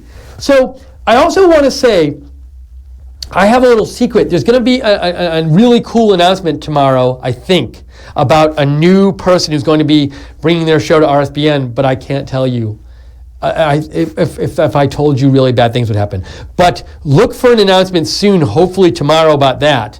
And then there's another person who I'm not sure if they announced yet or not. So there's 2 people I'm thinking of who are going to premiere shows too soon. And I'm not talking about Dino, because Dino Costa, that's already been announced. We're looking forward to his show. But these are 2 people who, if you follow conservative Twitter people and the prominent people like well-known people, you'll know who these people are, and we're really excited. Both of them are going to be doing shows for us. But this one I'm thinking of, this just kind of got finalized today, and I can't say it. I really want to tell you who it is, but I can't. But I'm super excited. So look for that. Look for, if you're not following Right Side Broadcasting on Twitter, follow them now at RSB Network. Follow them now, and you'll hear about it first. Somebody just tweeted me maybe about what I was just saying. Let's see. Micah, what do you got to say, Micah? Oh, 2 new donors, he says, Joanne and Ella. So thank you, Joanne and Ella, for donating. If you're interested in donating to our new campaign, you can find it at gofundme.com/nextgenrsbn. So, and we will give shout outs. We do that here. Whether you're donating or you're helping me buy clothes. Either of those 2 things, you get a shout out. Now, So John Namella, before I had sent that story along with some other readers about the federal judge granting the stay. So thank you for sending it. I got to it a little late. John Namella also says, thank you for the love. The subject is Love Interactive Chat. John says, thanks for this new segment you're trying. I enjoy both your insights and from awesome fans. Keep up the great work. Wow, thank you, John. I really appreciate that. Yeah, so we're trying to do both of those things here. I'm trying to give you some insights along the way, but I'm really interested in what you guys have to say. So I'm glad you guys you're enjoying it. Got to get back to inbox here and see. Let's see here. We have, who's this? Linda Cross says, hi, Steve. Regarding people having green cards, what about the terrorist attack who took down the towers in New York? One was attending flight school. Did he have a green card? The problem is terrorists can have green cards too. What I love is President Trump is acting. I listened to White House Press Secretary Sean Spicer for what President Trump has done his first week, and the left is shaking in their boots. That's why they are screaming. Thanks for sharing. Linda Cross says that. Thank you for writing, Linda Cross. Let's go to another one, shall we? Why can I cannot see the names of people here? This person says, Grace Napoli wrote, blow your nose even if it's on screen. This was from a little while ago, but yes, I did blow my nose, and I think all of you said blow your nose. We're right about that. Hold on a second. We're going to get to some new emails here. We have one. Okay, this is from Bruce Rosenthal. Thank you for writing, Bruce. Bruce says, a possible tactic of this ban is to get Iran to take an action that would allow the Trump administration to void the nuclear treaty. The mechanism would be to arrange for some U.S. nuclear specialists to fly to Iran for an audit, inspection, related activity. Iran bans their entry and so violate the terms of the treaty. Could even be done by having the U.S. team fly in from a different country like the U.K. So I'm thinking perhaps what Bruce is talking about here is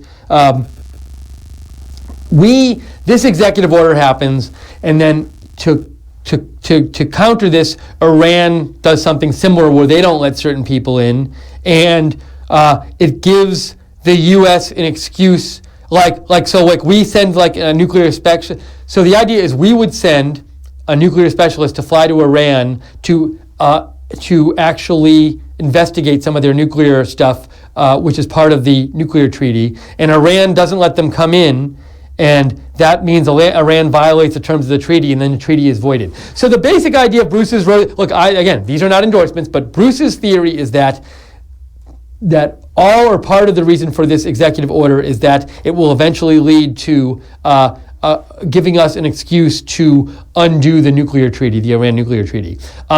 Bruce's theory aside, I do think an interesting topic that hasn't been talked about that much, and it's really getting crowded out by all this other stuff going on, is what's going to happen with this nuclear treaty? Is Trump going to stick with it or not? The nuclear treaty that was passed under the Obama administration with Iran, what will Trump do about it?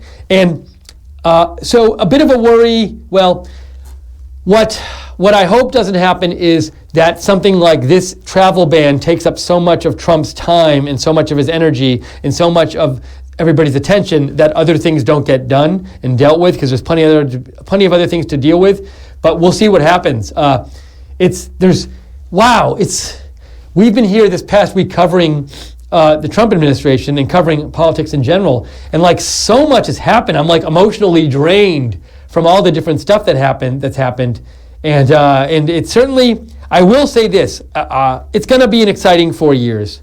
There's going to be stuff going on.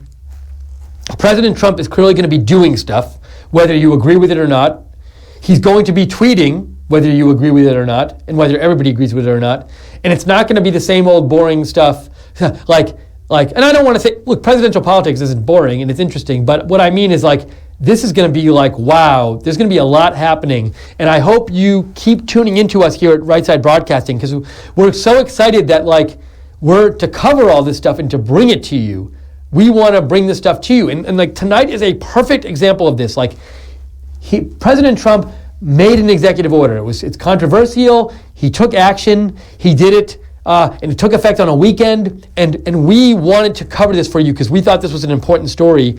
And even though it didn't happen during the week, we wanted to make an effort to cover it for you, and that's why I'm here tonight. So I hope you've enjoyed so far us doing something to cover this story. We don't want you to have to always follow the mainstream media, even if it's on a Saturday night. Even if it's on Saturday night, we want to give you another option besides the mainstream media for your coverage of what's going on in this country. And so that's why we're here tonight. Thank you for commenting and sending in all your comments. Let me get to some more of them. Let's see. Every comment doesn't have to be on Trump. And we have one now, a recommendation, I think, about how to keep my nose clean. This is from John O'Connell. John says, "Hi, Steve. Just a recommendation from personal experience. I was raised up north, and I suffered immensely from southern pollen when I moved here. For years, I took decongestant and allergy meds until I tried raw local honey. Occasionally, I still resort to the meds, but it really works. Hope you find this helpful, and welcome to the Transplant Club." So, John O'Connell wants me to try raw local honey. That sort of goes against my diet. I'm on a bit of a diet, John O'Connell, because if I eat like sweet stuff, I get really fat, and I'm trying to stay slim. But I might, for you, try it at some point because you had this experience and you recommend it. So thank you. I really appreciate the recommendation, John O'Connell. Thank you so much. Feel free to send in your other recommendations about my sinuses or my runny nose. Or if you don't like the tie, let me know. Or the shirt, you can let me know those things too. Another comment here. Thank you for more comments. And I love that it's like, I'm happy to read repeat comments, but I keep seeing new commenters come into this chat and comment, so thank you. I love all the new names. So this is from Sarah Lucero, and Sarah Lucero says, "Hi, Steve. Thank you for the new show. Love it. Also, I think that we have to stop having foreign student exchange for a while, as well as a ban for a longer time." So thank you for Sarah Lucero for your comment. And let me just repeat, if you want to comment, email me, steve.lookner@rsbn.tv. And if you want, or you can go to Twitter and go to @Lookner, which is @LOOKNER, which is my Twitter handle, and direct message me. And I gotta like go back and check the tweets now. And also, so if there's breaking news that happens, feel free. This was a cool thing that happened earlier tonight. This breaking news happened, which was like a federal judge said, there was a part of President Trump's executive order that the federal judge put a stay on, and I won't go back and take the time to go over it because you can just go right now on your computer and read it if you want. But I found out about it by people, you guys, emailing me or tweeting me. And I also, Brad Savage was really nice before and called me with some breaking news. But, we do our best here to get you to breaking news. But if you see stuff that comes up, let me know. And I will say this, one way I think our breaking news coverage is better than the mainstream media's is that mainstream media on breaking news coverage, maybe it's because they want things like confirmed a million times over, and I get that, but what they don't do is, if you're like me and you follow breaking news coverage on the web, you'll see stuff on Twitter and on Reddit, and stuff will happen and you're not sure if it happens, but it's interesting. And I think part of what I want to know when breaking news is happening is not just what's been 100% confirmed, but what are the reports going on? Like, is there a report of this or a report of that, which may or may not be confirmed? And a lot of times you'll see stuff on Twitter about reports about what's happening, and it ends up being confirmed. And so if you just stick to the mainstream media, you're going to get what's confirmed, but that's going to be like old news pretty much. And if you want to know what the latest things happening are, you can look at Twitter and look at Reddit. And now know when that happens and you do that, that stuff's not confirmed. So don't believe it all. Do not believe everything you read on Twitter and Reddit. But at the same time, you can go to different places and find out on Twitter and Reddit and places like that, like certain stuff that's floating around which hasn't been confirmed a million times over and reported by the mainstream media. And we here at Right Side, we promise when there's breaking news, and we did this with the airport shooting in D.C., DC. This is what happens when it's late. In Miami, Fort Lauderdale Hollywood Airport. That's where it was. We went on Twitter and we gave you tweets that people were sending out and real-time news and real-time Twitter news. And we said when it wasn't confirmed, we said this is not confirmed. But if you tune into us, you'll get that kind of coverage and that kind of up-to-date stuff, what's floating around out there, and you won't get all old news, which I feel you get if you're just watching mainstream media. And I've had numerous cases, because I'm a breaking news addict, where I was following breaking news, and I saw something like a half an hour before, and they still weren't reporting it a half hour later on the mainstream media. I got a text. I need to check that just to make sure what it is. Micah just wants to give a shout out. Deborah donated us $5, and Micah says, and Micah's right, every dollar helps. So if you want to give us $1, honestly, and that's all you have, that's fantastic. We appreciate any kind of donations because it comes from you, and also any kind of donation helps us, and the little ones really add up. So thank you, Micah, for texting that to me. Now, I've talked for a little while. I feel better with my nose clear. I haven't been coughing as much, and so thank you for your advice. But in the meantime, while I was talking, you sent in lots of messages, and feel free you can always send in constructive criticism too. So let me try to blast through some of these messages. Oh, and new people too. Okay. Joshua M. says, I think the best way to handle the refugee crisis is to stabilize the Middle East. The root cause of this is, of course, the Jewish and Muslim people refusing to eat bacon. So I don't know if this is a joke, but I'm reading it anyway, which is the fruit of happiness. So do you believe that an executive order to drop bacon into the Middle East would be the solution? I think this started out serious and it became a joke, but I don't mind reading a joke once in a while on here. But I do think there is a point here in this joke, which Joshua makes, which is legitimate, is that if you want to stop the refugee crisis, you got to stop it at the source. And one of the problems that Joshua M. points out, there's this tension in the Middle East between there's this tension between Israel and the Palestinians. There's also tension within those countries. And the point is, like, part of stopping the refugee crisis is going to be to deal with the things going on in this country, so that it's better if people want to stay there and not be refugees. So fair enough point, Joshua. But you snuck your joke in, so fine, you did that. Let's see. Jacob says, and Jacob's avatar is an owl with a Make America Great Again hat on, which is pretty cool. And it's at 6Crawler. Jacob says, how do you explain the travel ban to liberals who fail to see why the ban exists and how it's not racist or Islamophobic?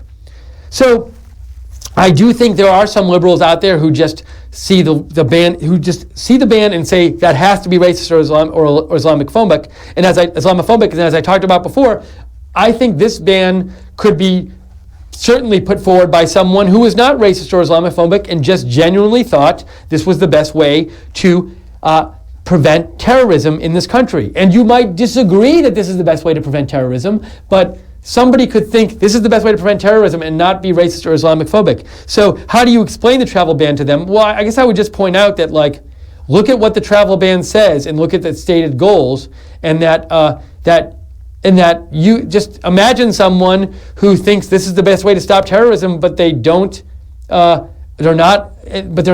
don't have anything against Muslims, and they don't have anything against people from certain countries. They just think this is the best way to do it. So at a certain point, I don't know if I could explain that to them. I would just point out, like, I think we could imagine somebody. It's not inconceivable to imagine somebody who wasn't anti-Islam but also thought this was the best way to stop terrorism. So good comment, Jacob. Thank you. Let's see. We have. Webster says, Webster's really angry that Webster Maven, that I keep talking about my nasal cavities. So I'm sorry, Webster, we talk about a bunch of different things here, and if it's relevant, I'll talk about it. But I take your point, but I'll still talk about it some. And people keep writing me about it. Look, Webster, somebody else just wrote me about it, so I'm going to keep talking about it just for a second. Joanne Goldsnyder says, Steve, I can't take sinus meds. I use Neil Med Sinus Rinse. It works awesome. All right, maybe I'll try that too. Thanks for the recommendation. Pam Flores, music likes my tie. I appreciate that. Let's see. Andrew S. Says, Are you thinking of a certain show? Micah, if you're out there, did we come out with that certain show? There's a show of somebody who's well known that I think we announced a couple days ago, but I've been so busy and I'm not sure that we announced it, and I don't want to announce it on this show and blow everything. Maybe you're texting me about that now, or no, you're not. So I'm not going to announce it. So Andrew S., I'm not sure. That's what you said was not the show I'm thinking of, but I don't want to announce that one if it hasn't been announced yet. And I've been so busy here that I can't remember if it's been announced. Let's see. A new person. Thank you, new person. I need to take a drink and hydrate. Again, live chat, interactive chat. Love hearing all your comments. We're talking about the travel bans, and you guys can write in. Direct message me at @Lookner, at Lookner on Twitter, or email me at steve.lookner@rsbn.tv, and I will try to get to your comment on the show, and we're listening to your comments. We're doing it live. I love it. Okay, Jamie Paredes, or is it Jaime Paredes? I don't know which it is. One of the two, I'm guessing. Question, why isn't Saudi Arabia and the UAE not placed on the ban list? Trump's companies do the most business in 2 Middle Eastern countries. Okay, so this is Jaime or Jamie's theory. Somebody might have wondered why Saudi Arabia and the United Arab Emirates were not on the list of 7 countries these were the 7 countries that the travel ban said no immigration, refugee or whatever, or not refugee, no immigration from those countries at all in the next 3 months, next 90 days. And Jaime or Jamie says, why aren't Saudi Arabia and UAE or the UAE on this list? And Jaime or Jamie thinks it's because Trump's companies do the most business in these 2 countries. I don't know if that's the case. I don't know if that's the reason. But again, what we do here on Right Side, we're letting you hear what each other think. So if you have a theory on the travel ban, on why it happened, feel free to send it in, and I will read it. Oh, all right. I think I'm getting comments about this. Let's see. Micah, did you say the same thing as RSBN moderator did? I bet you did. Yes. Okay. We announced Mike Cernovich is doing a show. Yes. I am aware of that one, Micah, because I was dealing with that today. So thank you. But thank you for saying we've announced Mike Cernovich. So as Micah and Jude, RSBN moderator, pointed out, we have announced it, so I can talk about it. Mike Cernovich is doing a show for us. He is a very big personality. If you're not aware of him, and has a lot of interesting things to say. Comes from a conservative viewpoint. He basically was the MC and chief organizer of the Deplorable. And if you want to see, you can go see. If you want, we have a stream of him speaking at the Deplorable. Some videos. I think there's 2 videos with him speaking at Deplorable, so you can see a little what he's like. You can also follow him on Twitter or look at his Twitter account. And I believe it's at Cernovich, but I'm going to tell you, I'm just going to look it up myself. Twitter. And yes, it is at Cernovich, Cernovich. He's going to be doing a show for us. We're very excited about this. It's coming up really soon. And you can watch it. So I hope you tune in when he does his show for us. So thank you for letting me know that we've announced that. So that's no big secret. But there's another one I can't announce yet. I wonder if Jude knows this one, if Jude has been told this. I might know something that Jude doesn't know. Let's see. Let's see. You know what, Norway? I know you said a comment before, but you're a faithful viewer, so I'm going to read your second comment. Norway says, interesting theory about Iran, the Obama bomb, and the travel ban. However, Iran is presumably at breakout probably in March of last year, so it would probably have very little effect at this point. It's a question now on how small we can keep the Iranian arsenal. Thank you for your comment, Norway. Let's see. And I'm looking here. I'm going to go back. I haven't been to the email in a while, so I just wanted to make sure we're not missing messages at the email. We have Diane Birch writes in. Thank you for writing in, Diane. I don't think we've heard from you yet. Diane says, you're doing a great job. Love you, Steve. Please do daily shows. I enjoy them all, any time of the day, every day. Thank you, a long-time RSBN fan. Well, thank you, Diane, but thank you for being a fan of RSBN. As I've said before, and I'll say it again, we don't exist without you guys. You guys make us. If nobody was watching us, we wouldn't exist, and we do this for you. So thank you for watching. And thank you to all the moderators for moderating our chat rooms and all the hard work you do. Really appreciate it. Let's see here. Oh, I'm getting another text. Let's see. Hold on. Oh, another shout out. Vicenta, Vicenta, donated $5 to us. Thank you so much, Vicenta. We appreciate it. And to repeat, thank you, Micah, for letting me know. We have a new campaign we're doing. You can find this campaign, donation campaign, and read all about it and what we're looking to do with this money. And we're looking to step up and take it up another level. Go to GoFundMe.com /NextGenRSBN. GoFundMe.com /NextGenRSBN, and you can learn more about it there. We have another letter from Dale Kreider, who is also, I guess, known as History B, because Dale signed the letter History B. And I don't know if, I know both men and women named Dale, so I won't say he or she. But Dale Kreider writes, I need a little more of this. Really, the best thing you guys did all night was make me go blow my nose, because I feel so much better after. And I didn't realize how stuffed up I was until I blew it 3 times consecutively. Now that guy Webster or whatever, Webster's going to be mad at me for talking about my nose again. So Dale Kreider says, hi Steve, I was so tickled when I came home from work and logged into RSBN only to hear you read my letter. I love RSBN and appreciate all the work you guys are doing. I will continue to send donations. Wow, thank you. Keep fighting the good fight. President Trump has been so busy within the first week. You all will have so much news to report over the next 8 years. God bless you and get rid of that cold. Thank you so much, Dale /HistoryB. Really appreciate that email. We have some other ones here. And I should remind you, if you want to write in, steve.lookner@rsbn.tv, and Lookner is Lookner. And you can also direct message me on Twitter @Lookner @Lookner. Have a little alert here. Okay. So, this is I'm sorry. Most of the texts I'm getting are alerts like about the show. This was a personal text, which I will not be reading you, but I should probably set up different vibration patterns so I know which are alerts from the show and which not. Let's see. We also have here, there's one more here. Okay, this is from Dark Intelligence. And Dark Intelligence writes, why is the media freaking out over a small minority of individuals affected by Trump's executive order? Excuse me. I support Trump's immigration plan.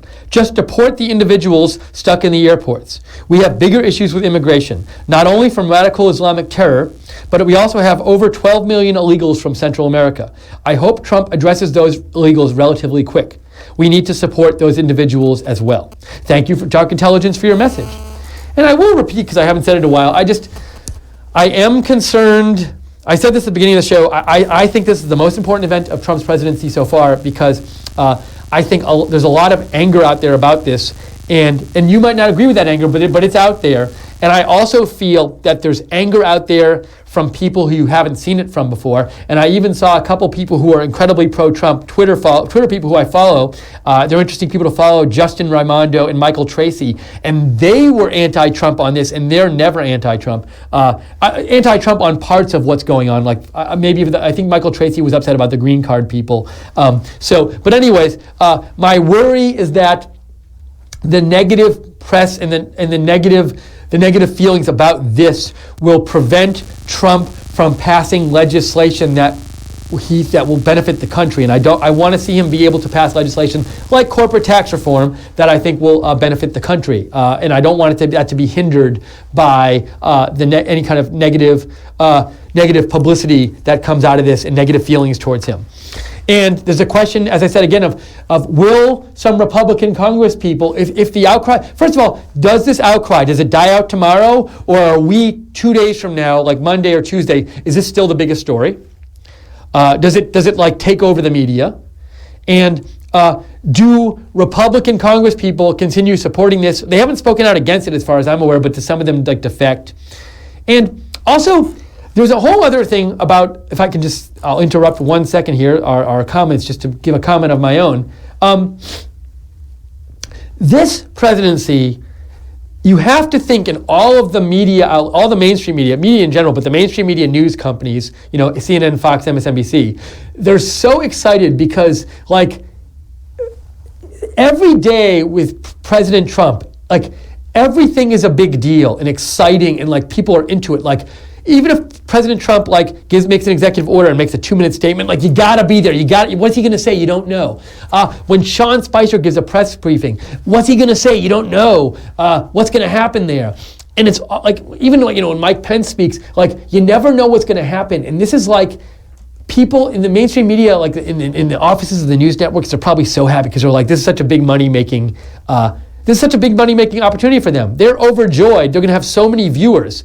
And that's fine. They're businesses. They can be overjoyed about that. But one thing I'm a little concerned about, I think it's natural to be concerned about this, is so they're clearly going to focus on Trump because he's the president, but also because focusing on him equals ratings. Not all presidents will have the same press coverage on TV. And I have to imagine that Trump will break all records for press coverage on TV. But then there's this question of what aspects of Trump do they focus on?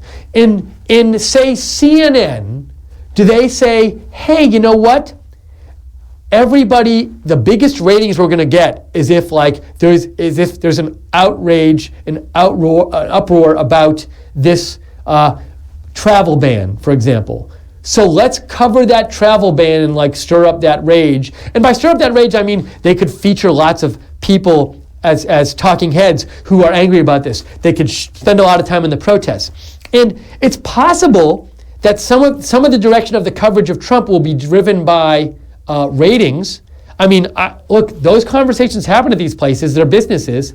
And there's a bit of a worry I have that if they decide that the angle which gets the most ratings is stuff that will get viewers outraged about Trump, you might have lots of focus on that stuff from the news networks. Now, probably not Fox so much, but MSNBC and CNN, that very well might happen, and major newspapers. And I worry a little bit that you're going to see so much coverage about negative aspects because it'll help ratings. I also should point out, I tweeted about this, but I want to point out that at one time in the morning last week, I counted the top 17 headlines on the Washington Post website. The top 17 headlines in both columns, 17 headlines, were all anti-Trump headlines. They were different stories, negative towards Trump. Not 5 headlines, the top 17 headlines in the Washington Post at one time. You can see, I took a screenshot of it in the tweet I posted. You could see it on my Twitter feed at Lookner. And I couldn't even using, what screen grab program do I use? I can't remember right now, but it's the standard one everybody uses. I couldn't even clipping the whole screen. There was no way to get all the headlines in. I think I got 12 of them in, but there were still 5 below that I couldn't even fit in. So that really frustrated me because it's I don't think the Washington Post is supposed to be a totally a Huffington Post, and they're purporting to be somewhat balanced, but that was just ridiculous to me. Okay, now we got to get back to your comments. I took a little break. I gave a comment or two. That's allowed here because it doesn't just say your comments. It's supposed to be interactive. So I'm allowed to give a comment once in a while, but I want to get back to your comments. Thank you so much for watching and for commenting. This is great. I didn't know if we get any comments, and I'm so pleased. And the quality of the comments has been great. And thank you for sharing. And I love you sharing different views. Feel free to say what you don't have to agree or disagree with anything I say or anything anybody else says. We want to hear your opinion. It's a free country. Anybody can have the opinions they want as long as it doesn't interfere with the rights of anybody else. We don't tell you what to think. All right, so email me at steve.lookner@rsbn.tv or send me a direct message on Twitter at Lookner at LOOKNER if you want to comment, and I will hopefully get to it. Let's see. So I just wanted to make sure I was getting any updates here. So we have, I'm going to go back to Twitter here. Oh, you know what? Wait, there's a new email. Let me go to that first. Hold on. Let me make sure it's clean. Let's see. We have, hold on. I didn't open it up right. I'm going to Twitter. Okay. Sorry. We'll go back. We were just on the emails a bunch. I'm going to go to Twitter now and go back to the emails in a second. Will Never Tell. We have not heard from Will Never Tell yet. And Will Never Tell on Twitter says, I support Trump 100%. I would like to know what is going on in Antarctica. What do you think the odds are he will disclose these things? So What? I'm not sure what the Antarctica comment is. I did see something on 60 Minutes a couple months ago, which was a story about how the Russians are sending like submarines and stuff into the Arctic. There's a part of the Arctic which like no one controls, but the way the Chinese are kind of, some of these islands in the South China Sea, they're like starting to build stuff on these islands, even though like there's no international agreement about whose islands it is. Russia seems to be doing the same thing with parts of the Arctic, where they're sort of like staking out their territory, and it can be very worrisome if they establish themselves there. Will Never Tell mentions what's going on in Antarctica. Maybe you're talking about that kind of thing. I don't know. I was just a guess. Hey, if you can find that story on 60 Minutes, though, it's a cool story. All right. I'm not going to leave the room. I'm going to blow my nose. Here's what I'm going to do. I need to blow my nose, but I don't want you listening to it. So I'm going to take this mic off for a second, and I will turn to the side and put this down so you don't get the full blowing nose effect. Okay, and maybe I'll bend off camera. What if I do that? I got to do it, guys. It's better than me leaving the room. I apologize. Forgive me. Oh my gosh. Guys, I hope you don't have a cold this bad. Wow. I need to blow it again. Okay, we're better. I really apologize. This is definitely not mainstream media here. You got to watch me blow my nose. But now I feel better. Hold on. Whew. I'm much better now. Okay, we're back. I wanted to read some more tweets from people. We have Love in Life in SoCal actually told Love in Life in SoCal said, in addition to go blow my nose, let's see. Thank you for coming into Right Side's office tonight and do this live broadcast on a refugees and immigrants ban coming into the United States. You're welcome. You broke down the president's ban perfectly. A bunch of praise. Thank you so much for your praise. And I like the open forum. I like the open forum from all points of views. Right Side Broadcasting is where I get my breaking news from, and I thank you. And also go blow your nose. Thank you for coming in sick. So wow, that's a really nice message. Love in Life in SoCal. I appreciate it. Oh, I have another new one here. Alt Millennial. We have not heard from Alt Millennial yet. Alt Millennial writes in, people are saying, in quote, this is tyranny and he should be impeached. A year ago, liberals said we were crazy for thinking tyranny could happen here and that we don't need guns. So that's an interesting observation from Alt Millennial. Let's see here. Going back to do some more. Paul Clark says, hi, Steve. Oh, Paul Clark is from England. I know that from before. Paul Clark says, what would you like to see from the relationship between the two countries of the U.S. and U.K., and how do you think Trump is... Oh, you know what? Is this from tonight? Or is this from... Oh, this might be... No, I think this is from tonight. Paul Clark, I think you wrote in tonight about the U.S. and U.K., about... but we're talking about the travel ban executive order. So, Paul... Sorry to say, but if you want to ask a question, we got to stay on topic tonight. Unless the topic involves like my sickness, which also counts. But thank you for writing anyway, Paul, and you watch a lot and write in a lot, so we appreciate it. Tom the American writes, Steve, so Paul initially, Tom the American initially said that, wrote in when the federal judge issued the stay, and asked my thoughts on that. We talked about that, so thank you. Paul also says, I keep telling you, Paul, again, it's late. I have clearly a cold. The lights are bright. It's too hot in here because I keep forgetting to turn on the AC, so these little mistakes will happen. But Tom the American also writes, Steve, the live chat format is great. Also compliments on the shirt and tie. So I haven't received negative on the shirt and tie yet. People seem to like it. I thank the guy at Men's Warehouse. I'll get his name. I'm a bad person for not saying his name, who recommended it to me. He picked it out and he said it was great. He actually said, some of the advice he gave is he said, like, you don't want the same pattern with shirts and ties and you don't want the same color. So like he said, like if you wear a blue shirt, go with like a non-blue tie. And if you have like horizontal lines and vertical lines on your shirt, go with diagonal on the tie. This is what he said, and I respect his opinion. So Tom the American, thank you for writing in. Let's see here, more messages. Herman the German writes in, shouldn't we all be happy a politician is doing what he promised? The mainstream media never talks about that. Fair point, Herman the German. Thanks for your input. We have more people writing in. Oh, RSBN moderator, can't fool you. You know what the secret is. Well, don't tell anybody, RSBN moderator. Seriously, do not tell anyone, or I'm going to be upset. Let's see. Micah just sent in a Fox News report that said Secret Service agent who suggested she won't take bullet for Trump on paid leave. So thank you, Micah, for that news report that came out. If you want to know more about it, I would go do a Google search or whatever and try to find out about it.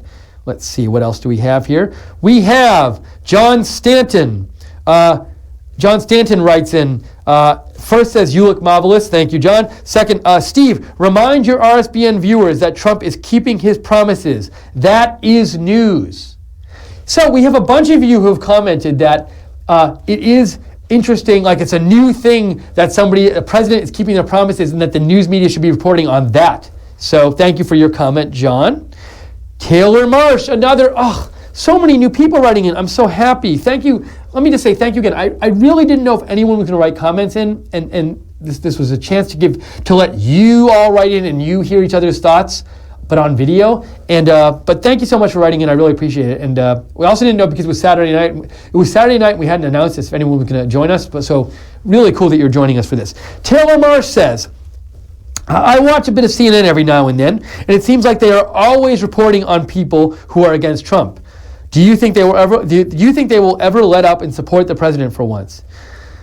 Yeah, CNN likes to be anti-Trump. Now they do have people who are pro-Trump on there. So something CNN does I don't like is they just one thing. So thank you for your comment, Taylor Marsh. One thing I'll say I hate about CNN is they'll have like a panel with 8 people on it. First of all, that's too big. But second of all, they love having talking heads on CNN who you know exactly what they're going to say. Like they have Kayleigh McEnany or whatever her name is, who's always going to be pro-Trump. But like, and it's like I don't object that somebody's pro-Trump, but like I feel like she's like robot pro-Trump in the sense of like she'll never disagree with him. Like she's basically just out there to agree.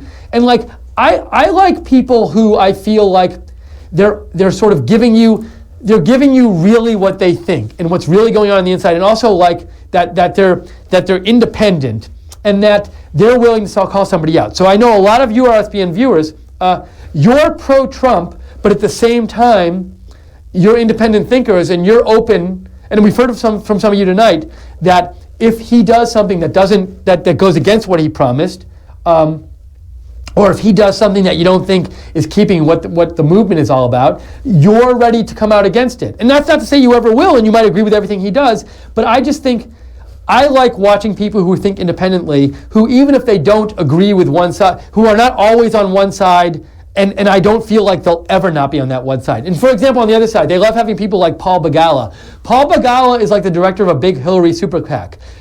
Paul Begala was never, ever during the election going to criticize Hillary for anything. And it's like, but that's not interesting TV to me because I know what they're going to say in advance. I know that. So a thing that bothers me about CNN is not only that they have certain people against Trump, but on both sides they have people who I just know what they're going to say in advance, and that's not interesting discussion to me. So I wish CNN would stop doing that. Because I just find it not interesting. A really cool thing about this format we're doing right now is, for me, is that I genuinely don't know what you guys are going to write in and what you're going to say. And I didn't know what the comments are going to be, and there's been a lot of different ones. So thank you. And I'm not trying to tell you what to think here. We don't try to tell you what to think here. We want you to think for yourself. So keep the comments coming. Let's see here. I might have gotten an alert.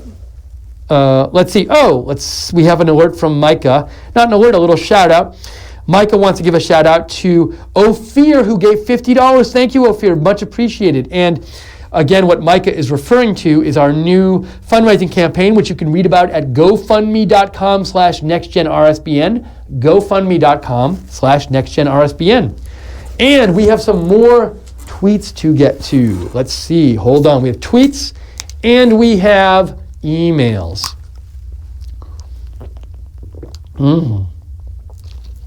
Delightful, thank you. Hold on a second. We have here, TJ sent us a tweet. Again, I keep saying again. I'm not going to say it again anymore until the next time I say again. Tweet, if you want to comment in, love to hear your comments. Tweet me, direct message me on Twitter, at Lookner, at Lookner. Feel free to follow me too if you'd like. And you can email me at steve.lookner@rsbn.tv. New tweet for a direct message from TJ. Steve, you look great tonight. I am glad you came back to RSBN so we can keep listening to you. I didn't go away from... Oh, you mean like when I went to get my stuff in LA. I also enjoy the live streams. Thank you, TJ. We're glad. Thank you for watching. We appreciate the message. Let's see. We have here... Hold on a second. I'm getting a bunch of notifications. Okay, so some of your comments are coming out in my notifications. I don't know why that is. The best way to make me see your comment if you're going to Twitter is to direct message me and not do something else. Maybe you're responding to a tweet or something. Or what you might be doing is like citing me in a tweet. But Miss Tina Brownfield says, I back our president on making America safer, protecting our borders, extreme vetting prior to entry. Let's see. And Ms. Tina also says, based on activity in those countries, it's contrary to U.S. best interest, President Trump has the right to the temporary halt. We also have, this is a good question. Let me read this in a second. But hold on a second here. Let's see. Thank you. This is a good point. It says, move cord away from devices, the mic cord. So I apologize. I think what's happening is you might have been getting some interference from my phone because I had it in my pocket and the mic cord is here. So I'm going to move my phone. I think what I'll do is move it down here, and maybe I'll turn the sound on but not too loud so you don't constantly hear rings. That's the new plan. I'm going to put my phone down here, and if it rings, if I get a tweet, I will pick it up. So I am sorry if you were hearing interference. I know that's annoying.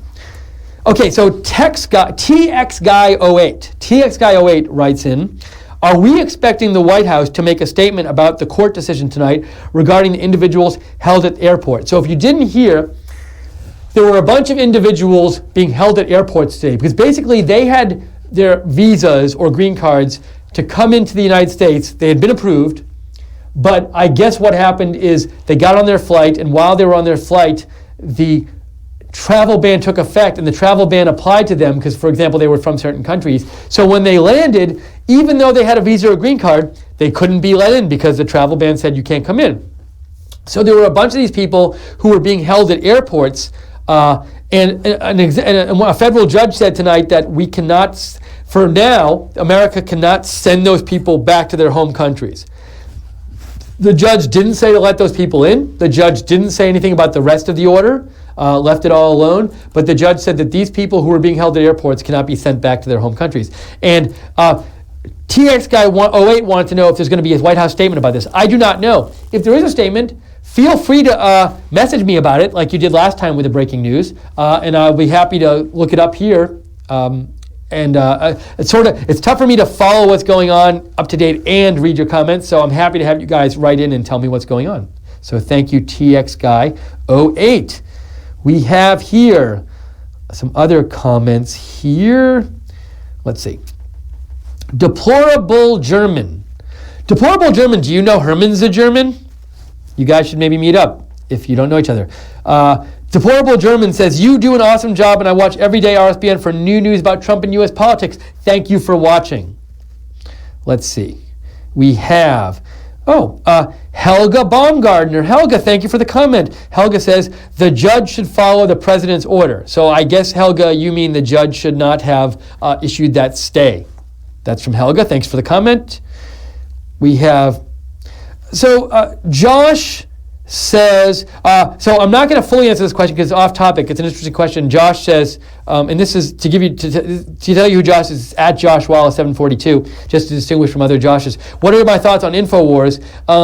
InfoWars has some really interesting stuff. They're a bit different than us. I think that if I'm open to people watching some of us, watching some of InfoWars, watching some of whoever else is out there, that you like. A great thing about the internet is that you can pick and choose, and you can make your own TV, sort of like cable TV platform. Like in cable, you get certain channels. Hey, if you like a bunch of channels, watch them. So we here at Right Side, obviously we love when you watch us, but we encourage you to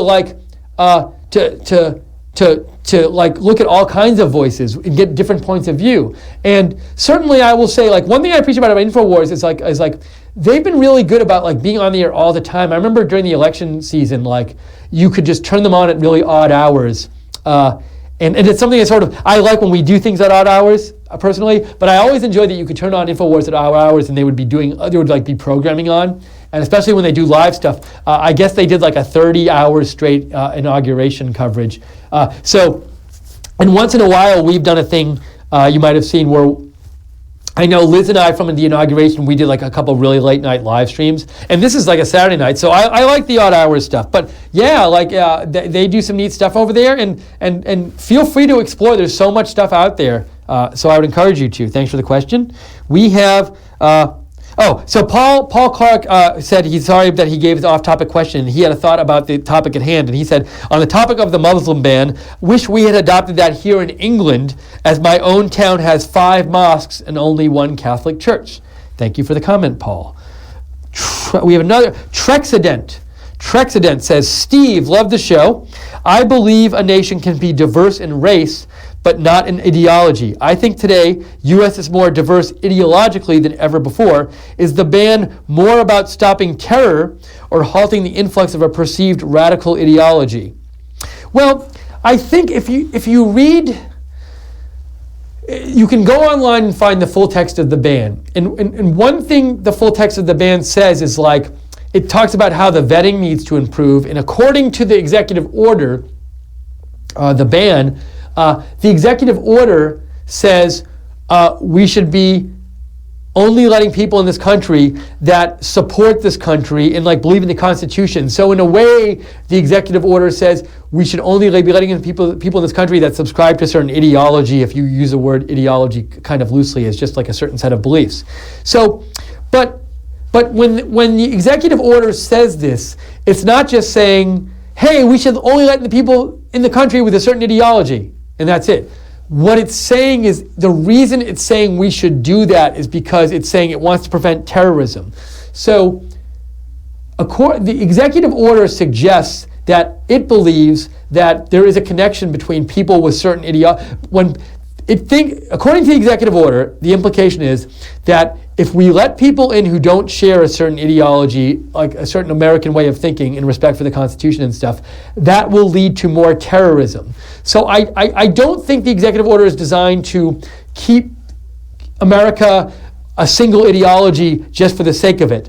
I think the executive order is designed to make sure people come in with a certain set of beliefs toward America and a certain respect for American institutions, because the whole goal of the executive order is to prevent terrorism. And that becomes clear if you actually read the text of it. So it's an interesting question, but I think the ultimate goal here is to prevent terrorism and not to enforce a certain ideology. And ideology, again, so I know what you were going for. I just want to make sure, like, ideology has like been used to like describe things like Nazism and stuff. And I think when I say American ideology, I don't mean like sort of like fascist America. I just mean like a set of beliefs where you respect the Constitution and you think people should have equal rights and all that kind of stuff, traditional American views.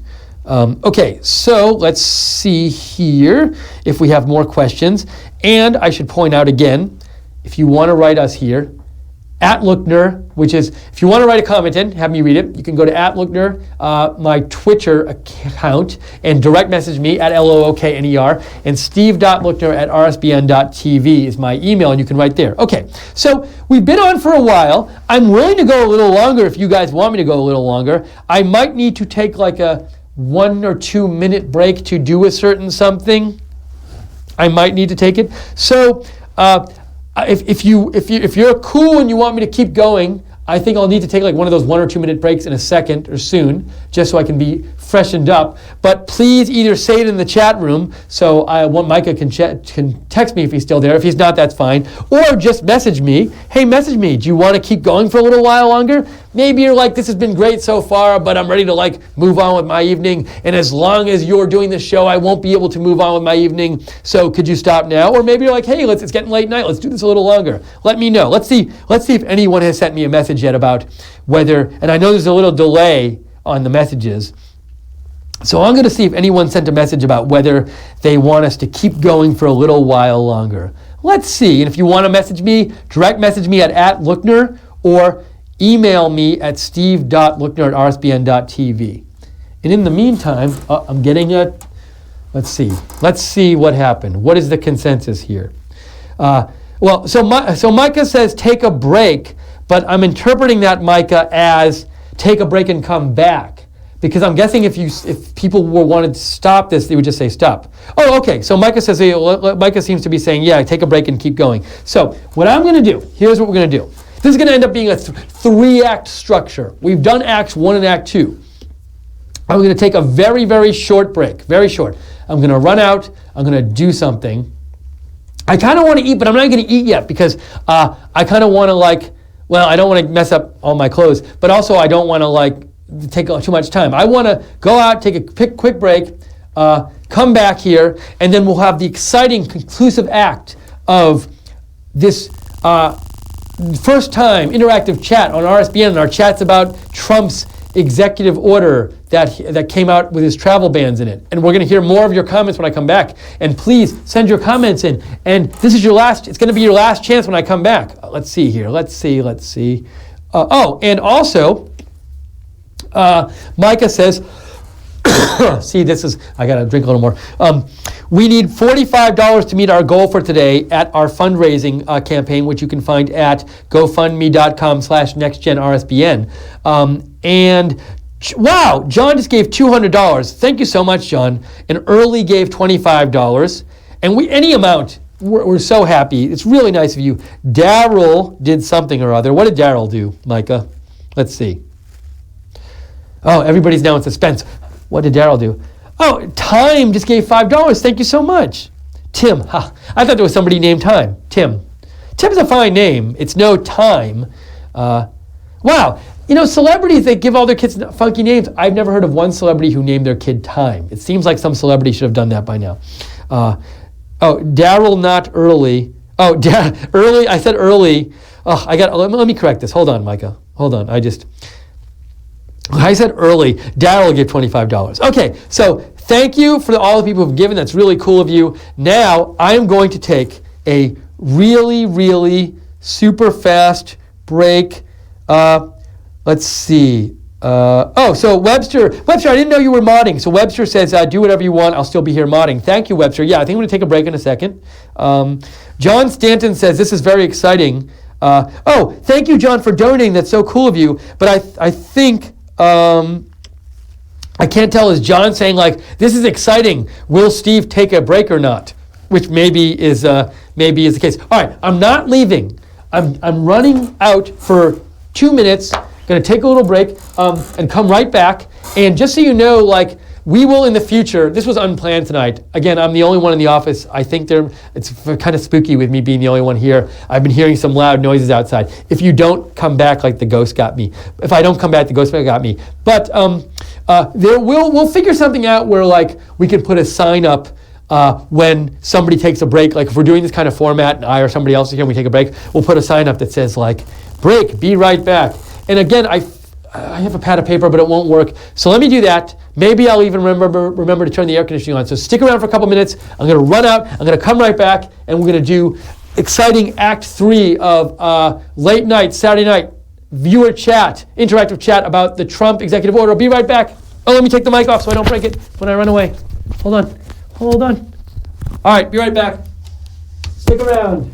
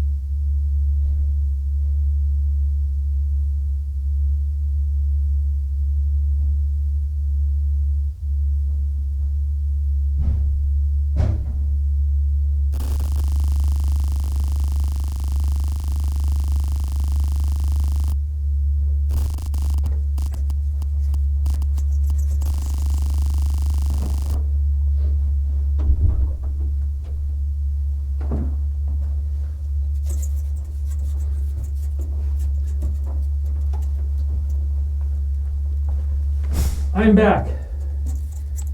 Now, I'm not going to put my microphone on yet, because I have to have a snack.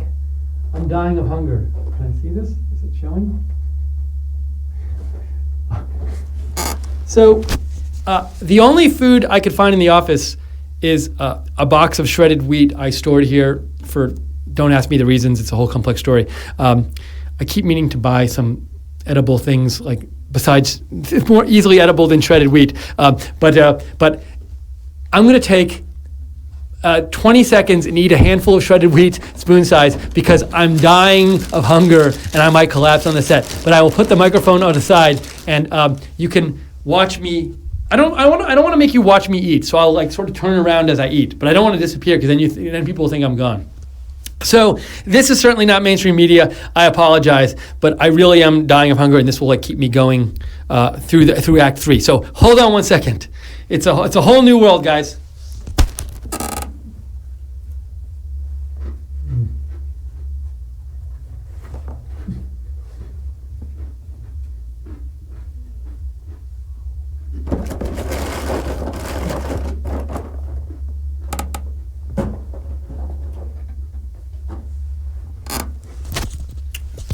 It's really good.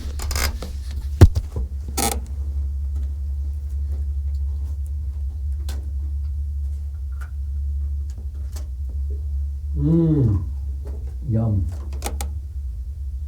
All right, just a few more, just these more.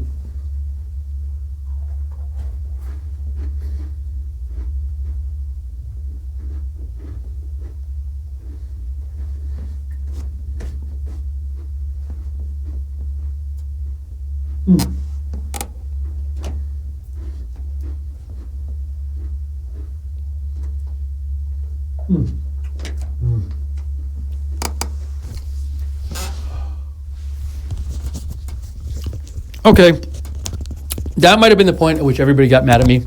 I'm sorry. Maybe I shouldn't have done that, but I feel so much better. I'll have you know, hold on.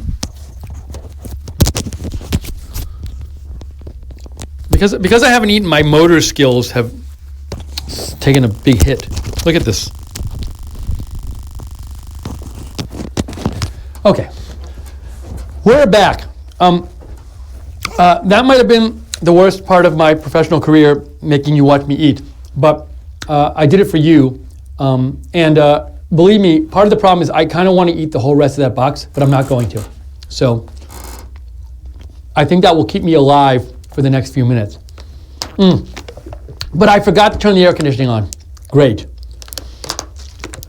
Jeez. All right, we're back. We are back.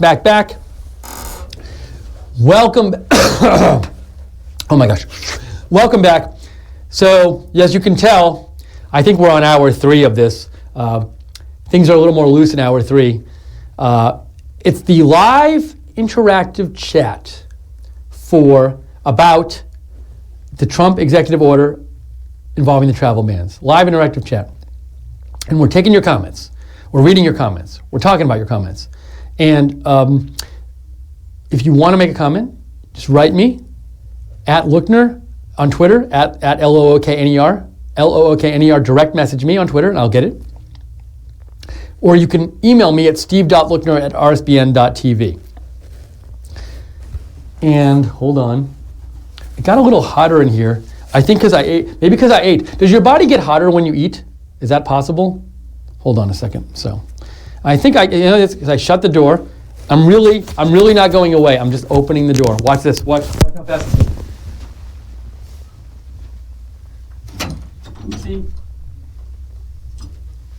We're back. See? All right. Now, I know you might think, Steve, wow, this has gone off the rails. I should never have told you to stick around for an hour. But I'm here. I'll make it up to you. The door is now open. Fresh air is coming in. I can breathe again. It was really bad before. Now. We're going to get back to your comments on this. Let's go. Let's get to it. There's more comments. We're getting to them.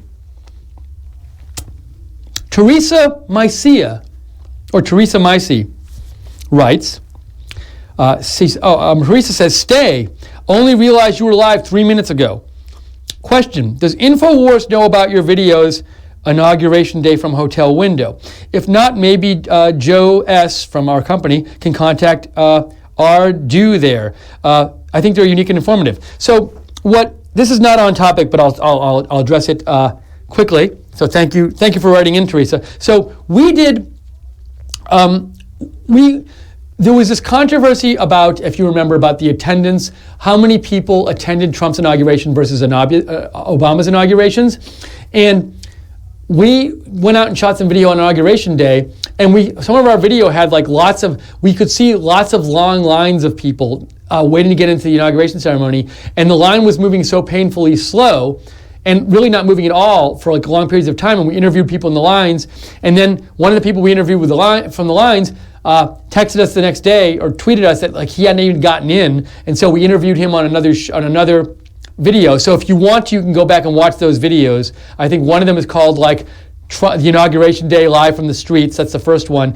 And the second one is called something like evidence that people didn't get into because of the long lines. And the point was not that Trump actually did have as many people as Obama there. I'm willing to believe that there were more people at the Obama inauguration, especially the 2009 one than Trump's inauguration. And if you don't, that's fine, but that's just my personal opinion. But the point was just that an aspect of the story media wasn't covering was that there were clearly these long lines. I mean, we saw them and they were in our footage, and people didn't get in.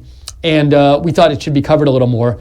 And so I don't know if InfoWars ever got a hold of our videos or not. And so, I'll pass that along. Maybe somebody can reach out to them. But thank you, Teresa, for the comment, even though it was off topic. Let's see. Derp says, thanks for keeping going. Enjoying the show. You're doing great. Thank you, Derp. I don't think I was doing great when I was eating in front of all of you, but, I'm doing my best. Let's see. Pam says, some call the Washington Post the Washington compost, not fair and balanced. Washington Post has gotten a little crazy these days. It's weird. I read the Washington Post because they do have very good articles. Like I find the articles when they fact check and they give people like 1 to 4 Pinocchios. Some of those are really great. They had some great articles on Jeff Sessions and saying like, they had a couple great articles on like, here are the racist things Jeff Sessions was accused of saying, and here's what he actually said. That really showed like kind of how flimsy the charges of racism were against Jeff Sessions and in that previous Senate hearing like years and years and years ago, and how like it wasn't clear from the evidence he was a racist, at least from the evidence they cited. So Washington Post had some good articles, but it's frustrating because I do want to look at them for the good articles, but like every time I look at them the last 3 weeks, the entire top half of the page is just clearly the most anti-Trump articles you could get. As I said in a tweet last week, the Washington Post is starting to look like the left-wing version of Gateway Pundit. Whereas Gateway Pundit, if you're right-wing, you can really enjoy it, but it's unabashedly right-wing. I mean, it really supports Trump and like hates the left. But the Washington Post is not supposed to be that, but it's really getting to be that, at least the front page. Thank you. Was it Derp who said that or Pam? I can't remember who asked the last question, but thank you. And let's see, what else do we got? We got some new emails. John Niamela says to keep going. Well, I did, John. Let's see. Hold on. James, let's see here. James Simpson says, the 7 countries Trump banned were the same 7 countries Obama removed from the visa waiver program last year. And he sends me a link, which I'm not going to open right now. But he says, I think this is why Saudi Arabia and other countries could not be included in the travel ban. Thanks for that opinion, James. Appreciate it. I think another viewer said something like that too, but I appreciate the thought. We have here, and so by the way, I am, because the door is open because it's so hot in here, I'm assuming I can hear in my ear a little of the audio on a delay from out there, but I'm assuming it's soft enough that you can't hear it. If you can hear it, write in and complain, but I'm assuming for right now it's fine. So I'm going to keep going with this. We have, you know what, Thomas,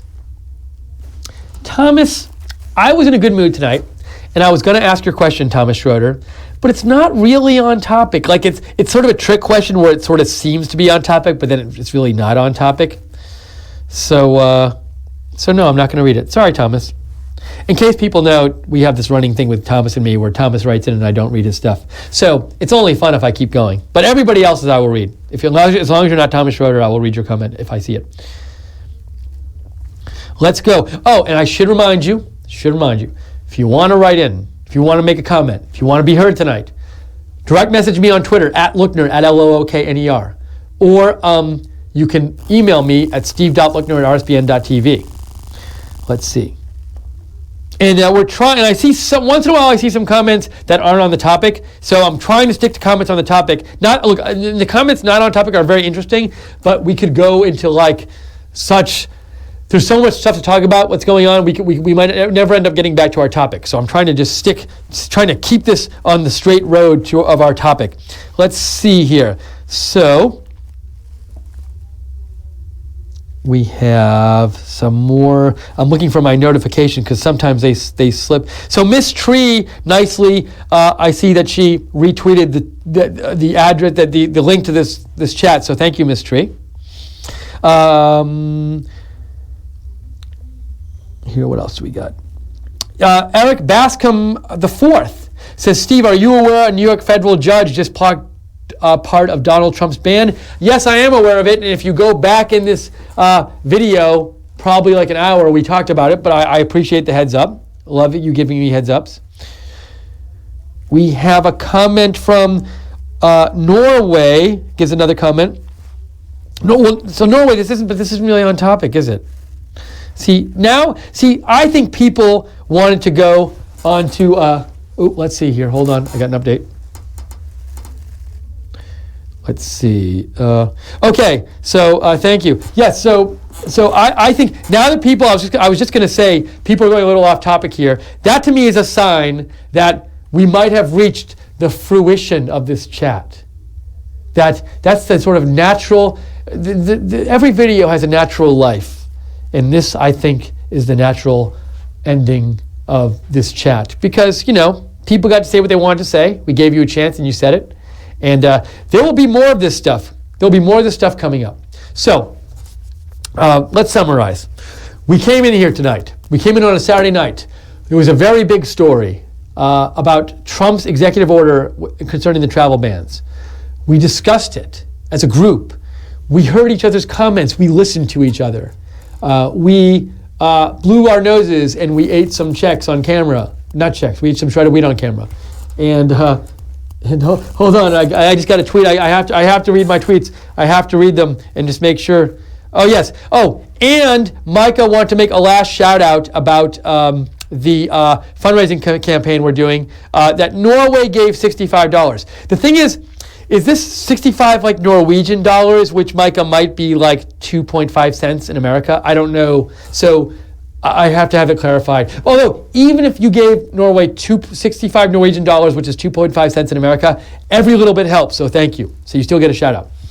But I really appreciate all of you joining in tonight. It's been really fun. I love all your comments. It's been great to hear all the different views Right Side viewers have. And let us know in the future if you want us to do this kind of thing again. This was just something we tried tonight. And we didn't know if anyone would watch or if anyone would comment, but clearly a lot of you wanted to make your voices heard. So really appreciate it. But feel free to let us know about if you want to see this in the future or other things you want to see in the future. We're always listening.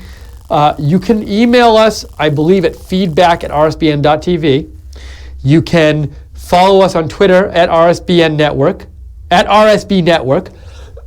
You can follow me on Twitter at Lookner, Lookner. I really hope to be better and not coughing and blowing my nose all the time by Monday.